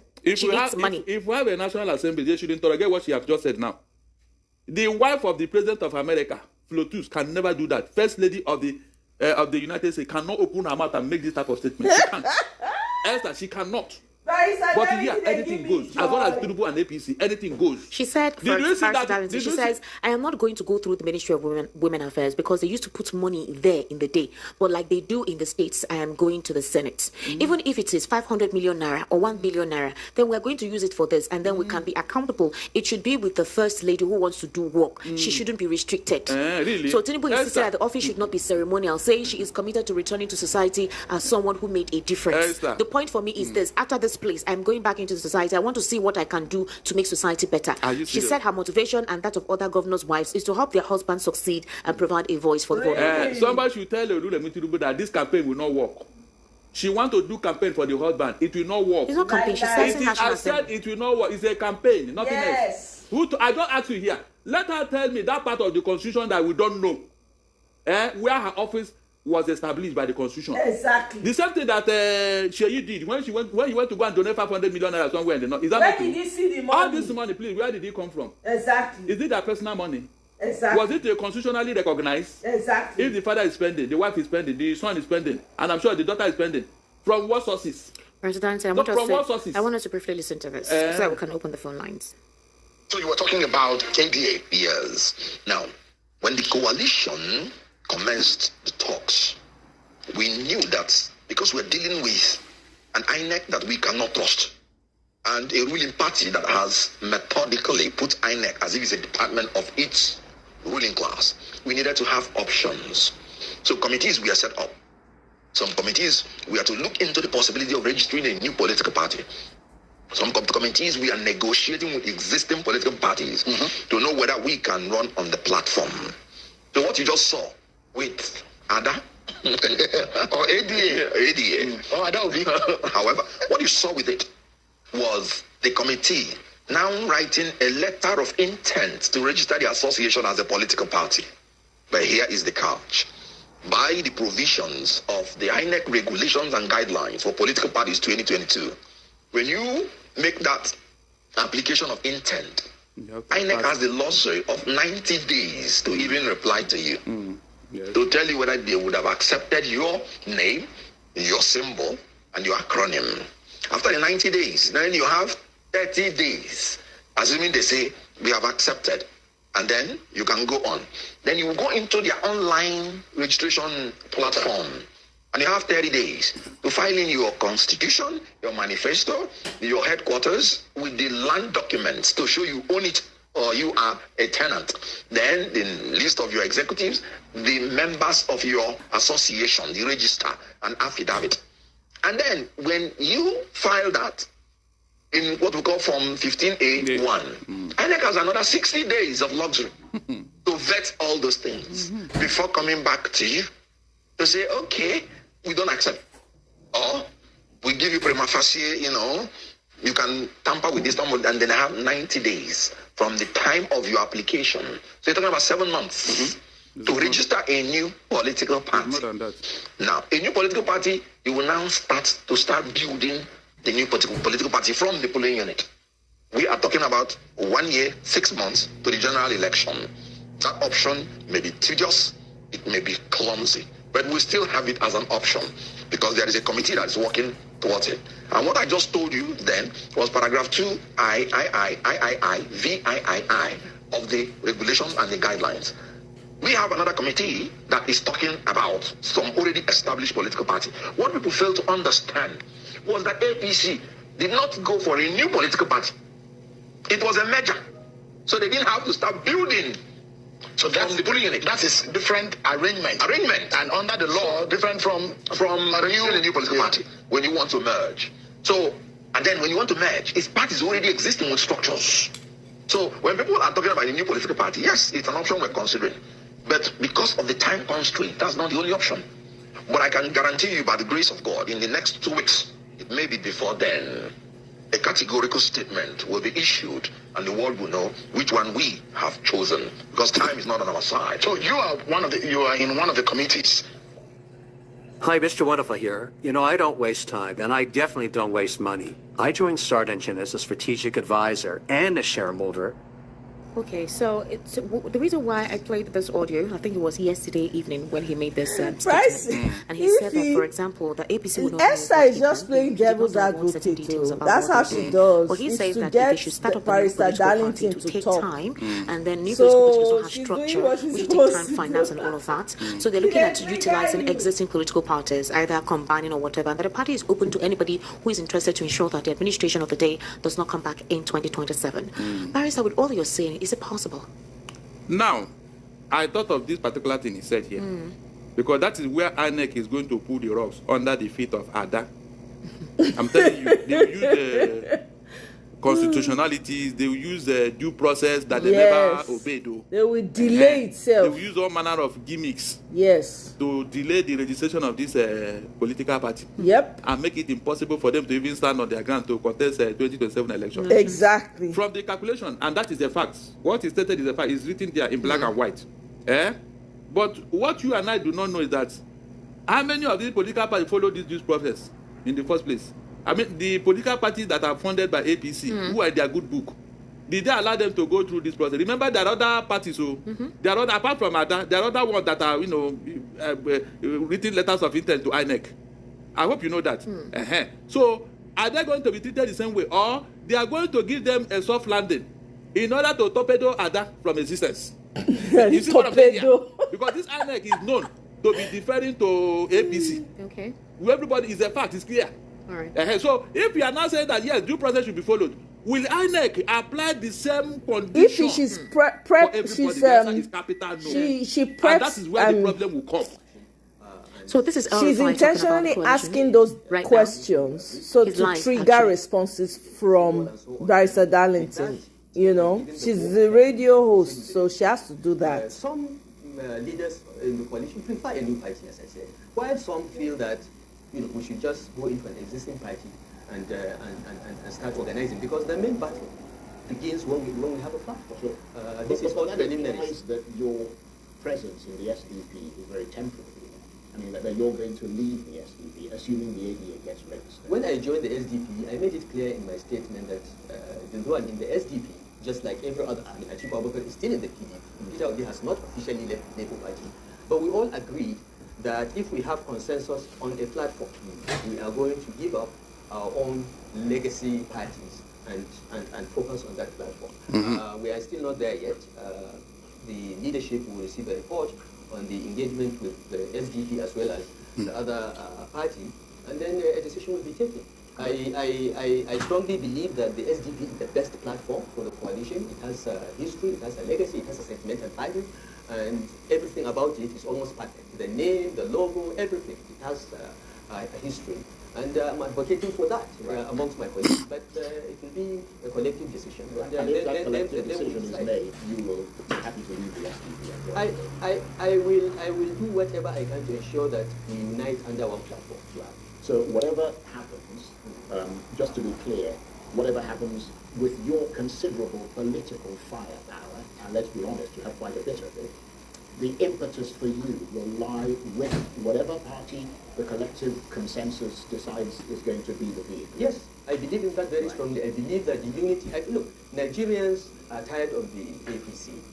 We know that, we have polled that. There is 91% disapproval of this administration across the country, 91% disapproval. The worst in Nigeria's history. But Nigerians are looking for a credible option. Yeah, but they want to see people coming together, putting aside their differences and ambitions, and giving them an alternative to this failure of a government. Marshal Darlington, El Rufai is currently live and he's making the statement just like Kenneth Kokunkwo talked about ADA, and he's saying from what we can hear that there's a tendency he will leave the SDP to have any form of coalition whatsoever. But he's saying, he's touting the SDP as the best political party to have as they have structures, but there are fears about the history and the inception of the SDP. That was the first political party that the president used. So, and the way he's sounding, Barrister Darlington, he seems a little bit uncertain about this coalition taking effect. Now, let me tell you, or let me even ask Kenneth Okonkwo. He is talking about the cumbersome nature of starting a new party. When APC came on board in 2013. Okay. Ladies, listen up.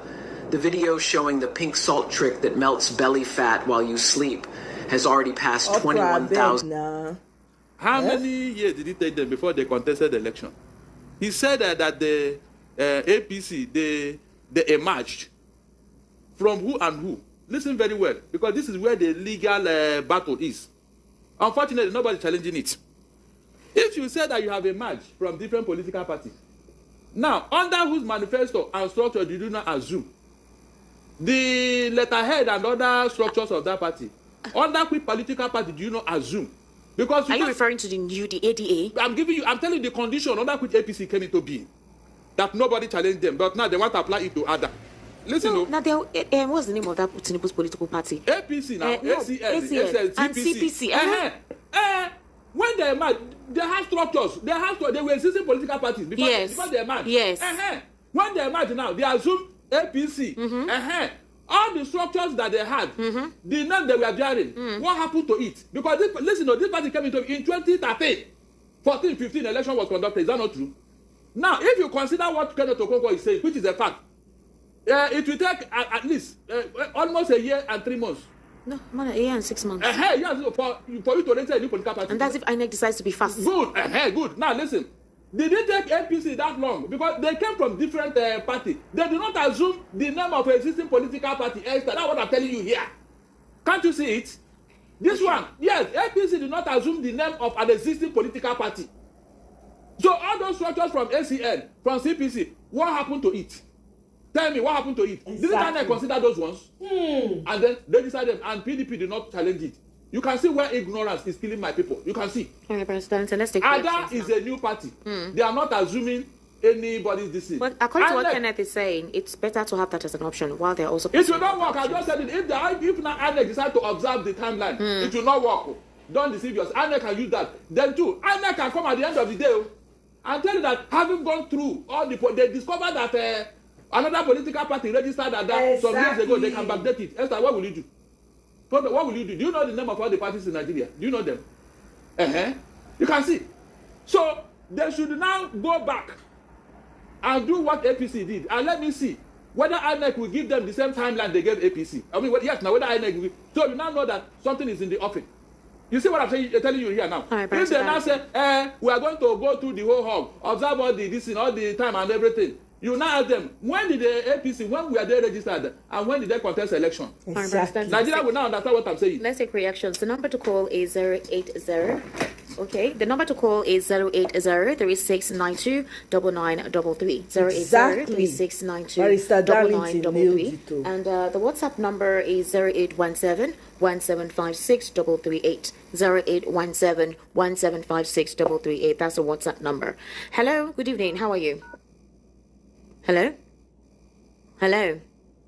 All right, 080-3692-9933. That is a number to call, 080-3692-9933. Hello, good evening. How are you? Good evening. Good evening, sir. What's your name, please?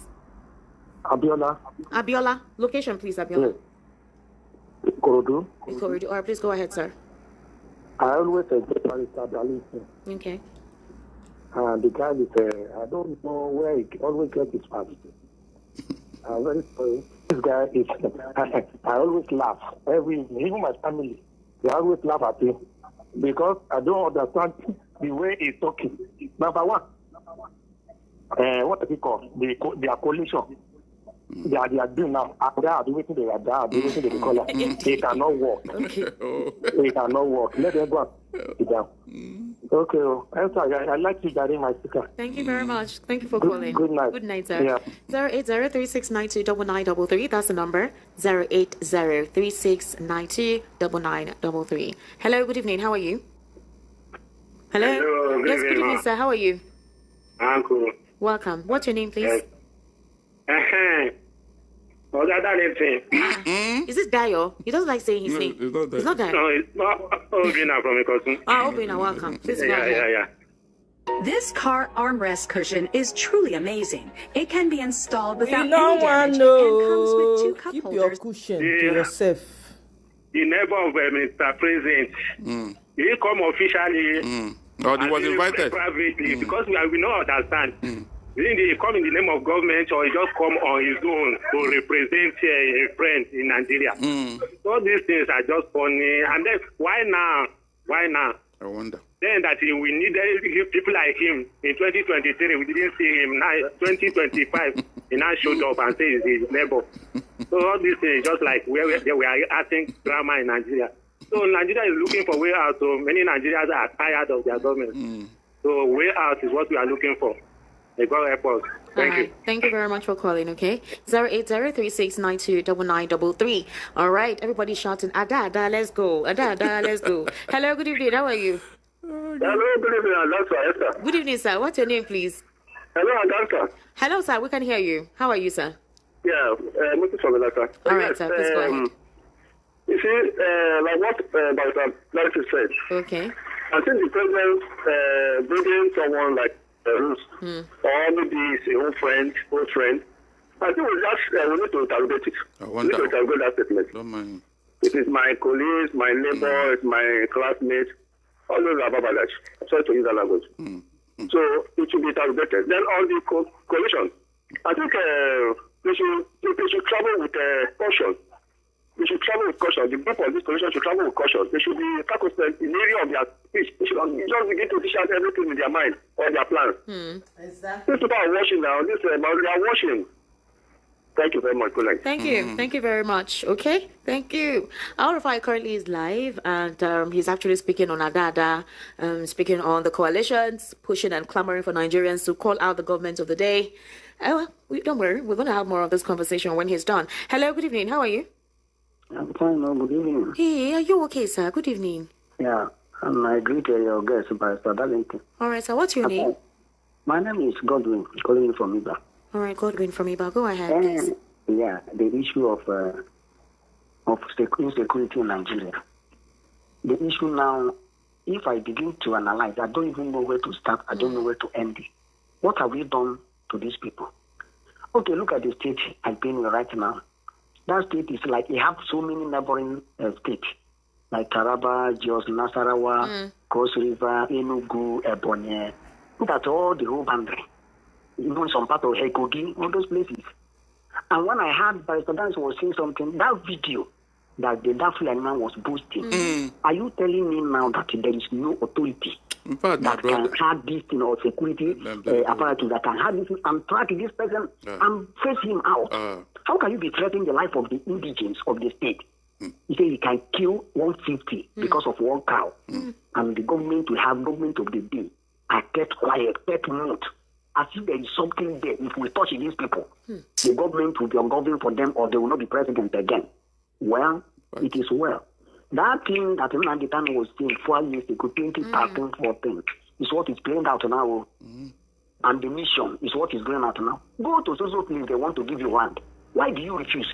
What is that particular thing you want in that state that doesn't want to go out of that place? That is the issue. As for our president, he brings his friend from Peru. I will bring my own Belarus. I will bring my own from Peru so that I will tell Nigeria. You guys, why are you doing this? Godwin, thank you for calling. You should not be doing this. Go and bring your own from Iran. I will bring my own from Iran. President, you're just beefing the president. Well, beef what? How can he be doing? You see, that's what you say. Esther, did you hear when Tinubu said that he was being insulted? You had it. Yes, he said so now. This thing he said now, please. Is he adding credit to himself? Mr. Darlington, he says his neighbor class. Hello, good evening, sir. How are you? Hello. I can hear you, sir. Welcome. How are you, sir? I was having memory problems until I discovered this here, the elephant trick. Why has no one told you that memory loss can be reversed without expensive medication? Welcome, Luke. Yes, sir. Good evening. This is Esther Wachko. What's your name, sir? Good evening. I hello you. Well done, my brother. Your man.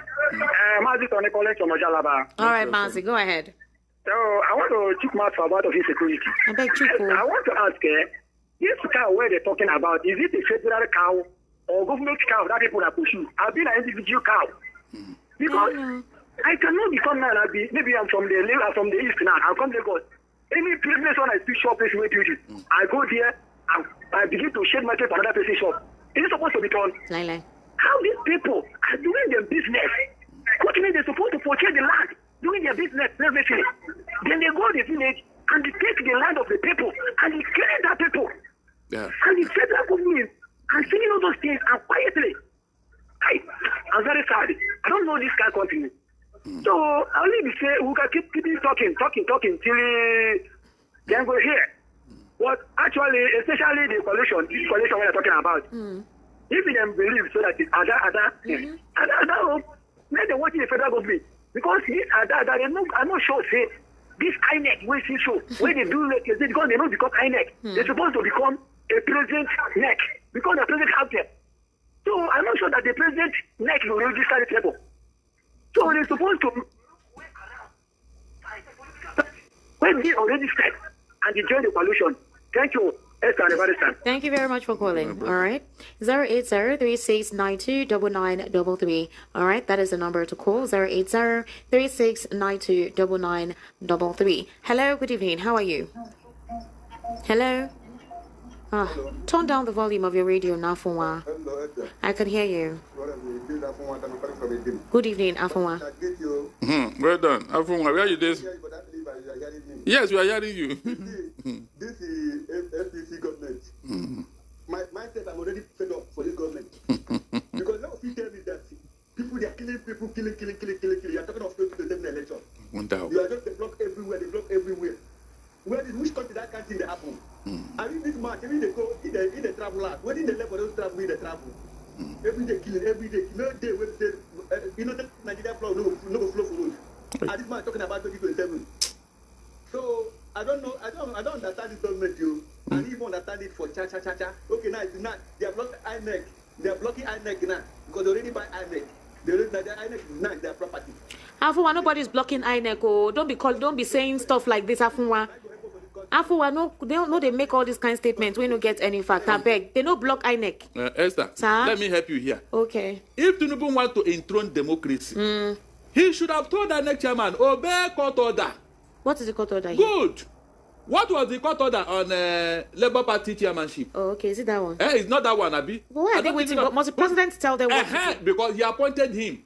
I don't know why president needs to give an independent institution. Yes, that is the only way he will tell me and convince me that he has no hand in what INEC is doing. Hello, good evening. How are you? That is the only way. Good evening, sir.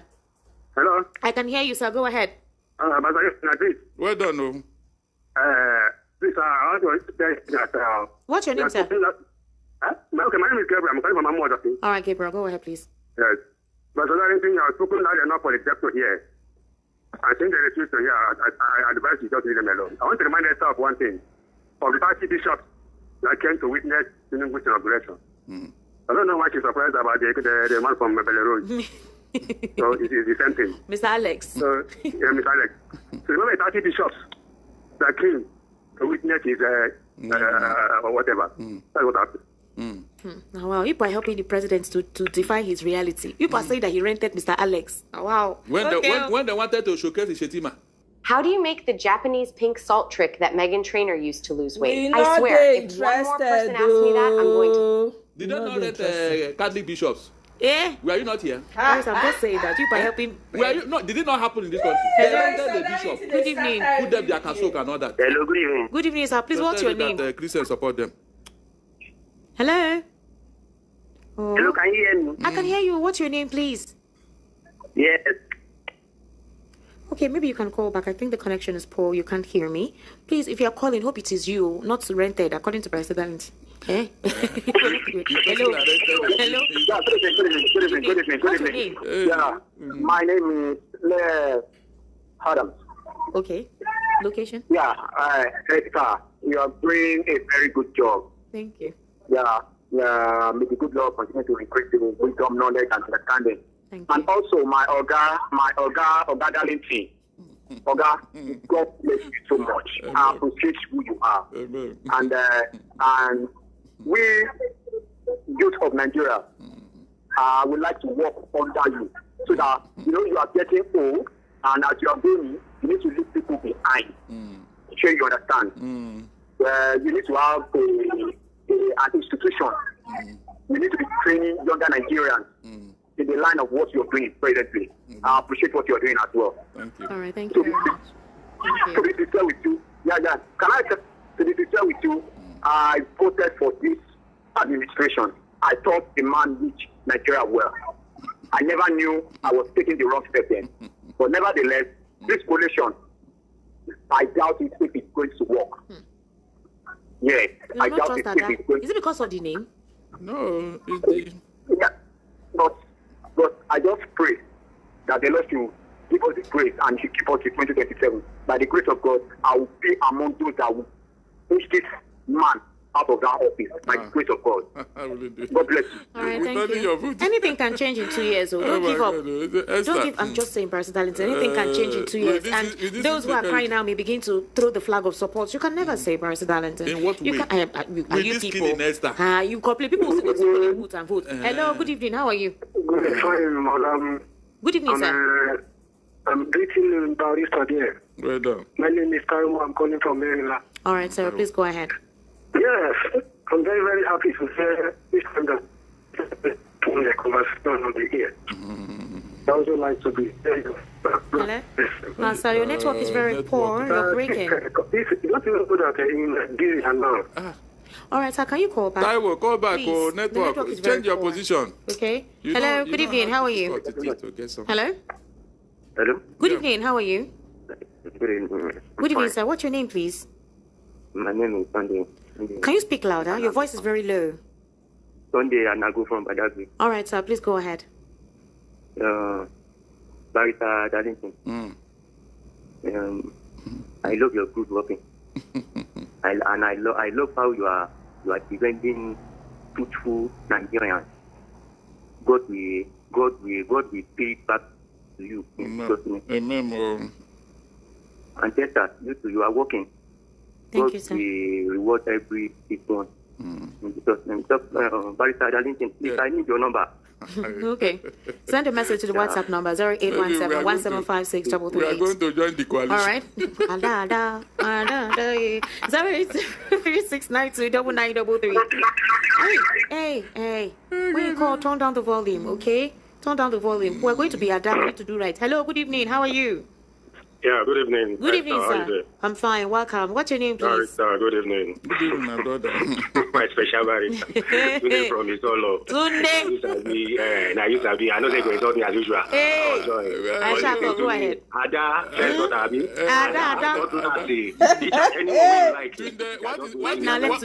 not a member of APC. What is first daughter in Yoruba land? The situation of the country, guys, I need to calm down. Let me talk. The situation of the country is very, very bad. I saw the 30-second pink salt trick in a viral video. I really like Weeks what later, this channel is doing. Voice of the people. Man, Fine. hearing directly from people on ground. It's amazing. Concerning the situation, but why I always get angry with him is that he will still push the narrative of the tribe and all those stuff like that. Oh, Tunde. Rest now. He's only showing his character. Tunde. Where did I mention tribe here? Tunde, you like trouble. You can see now. You have nothing to say. You have nothing to say. How many times did I call you? Hello, good evening, sir. Tunde, go back to school. How are you, Barista? We are fine, sir. Welcome. Eh? What I was saying, I'm struggling from my what I want to say is that on the issue of security, you understand that is the state governor, they make a lot of mistakes when they are killing people in your state. People to mobilize local vigilante to secure your people initially, whether government will like it or not.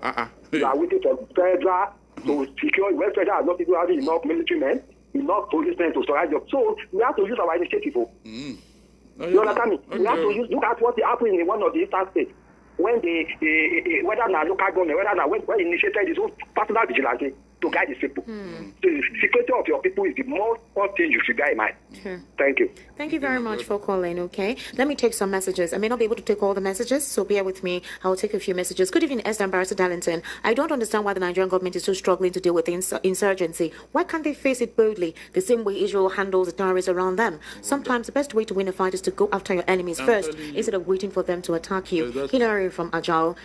Okay, good evening, Esther. My worry is that we all know the solution to the incessant killing in the land. Instead of implementing this, we keep speaking grammar every day. We're all in it for it. Larry, we're not speaking grammar. It's the general language, English, that is comprehensible to anyone right now. It's unfortunate and more than berserk situation that the government of the day are treating these unscrupulous elements terrorizing our nation with kid gloves. What is happening with the federal government that they can't critically and decisively deal with these elements once and for all? Watching and moping while innocent Nigerians die unaccounted for, as APC are busy campaigning for 2027 election and discussing Iran and Israel war while our own house, Nigeria, is in flames. The Chief of Army Staff should call his former chief, Ihejiri Kazubike, and inquire from him how he was able to curtail the situation during his reign. God have mercy on us. Well, we are watching as the planet is listening, Comrade Abraham.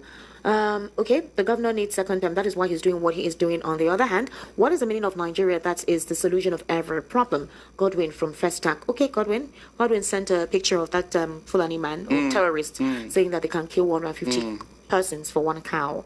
Okay, some of you, I know you're complaining about our YouTube channel. You can tune close that soon. Esther, yes, go ahead, Barrister Please, Darlington. have you seen what I was telling you here? At the end of the day, they will blame you for the problem they caused. Look at what this man just said now. How does this thing relate? What other suggestion? Let's put your hand. What other suggestion have we not made to Tinubu?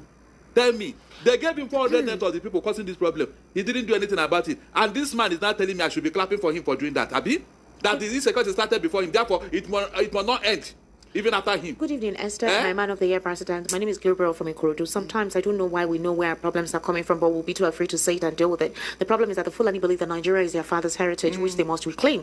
Buhari came to Aso Rock to help them achieve that. It's unfortunate that General Buhari is still working about a free man. I have discovered that Fulani see themselves as the kingmakers in Nigeria. They control the army.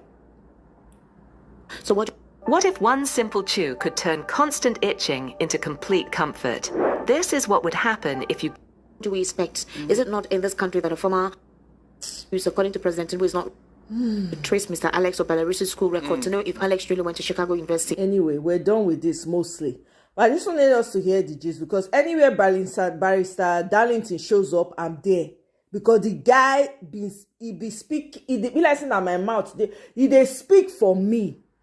You understand? They're saying it as it is. These people have no mercy. They are not interested. The Nigerian government know they. We hear yesterday. They're saying that the INEC, somebody from ADP party, I think that's what it is.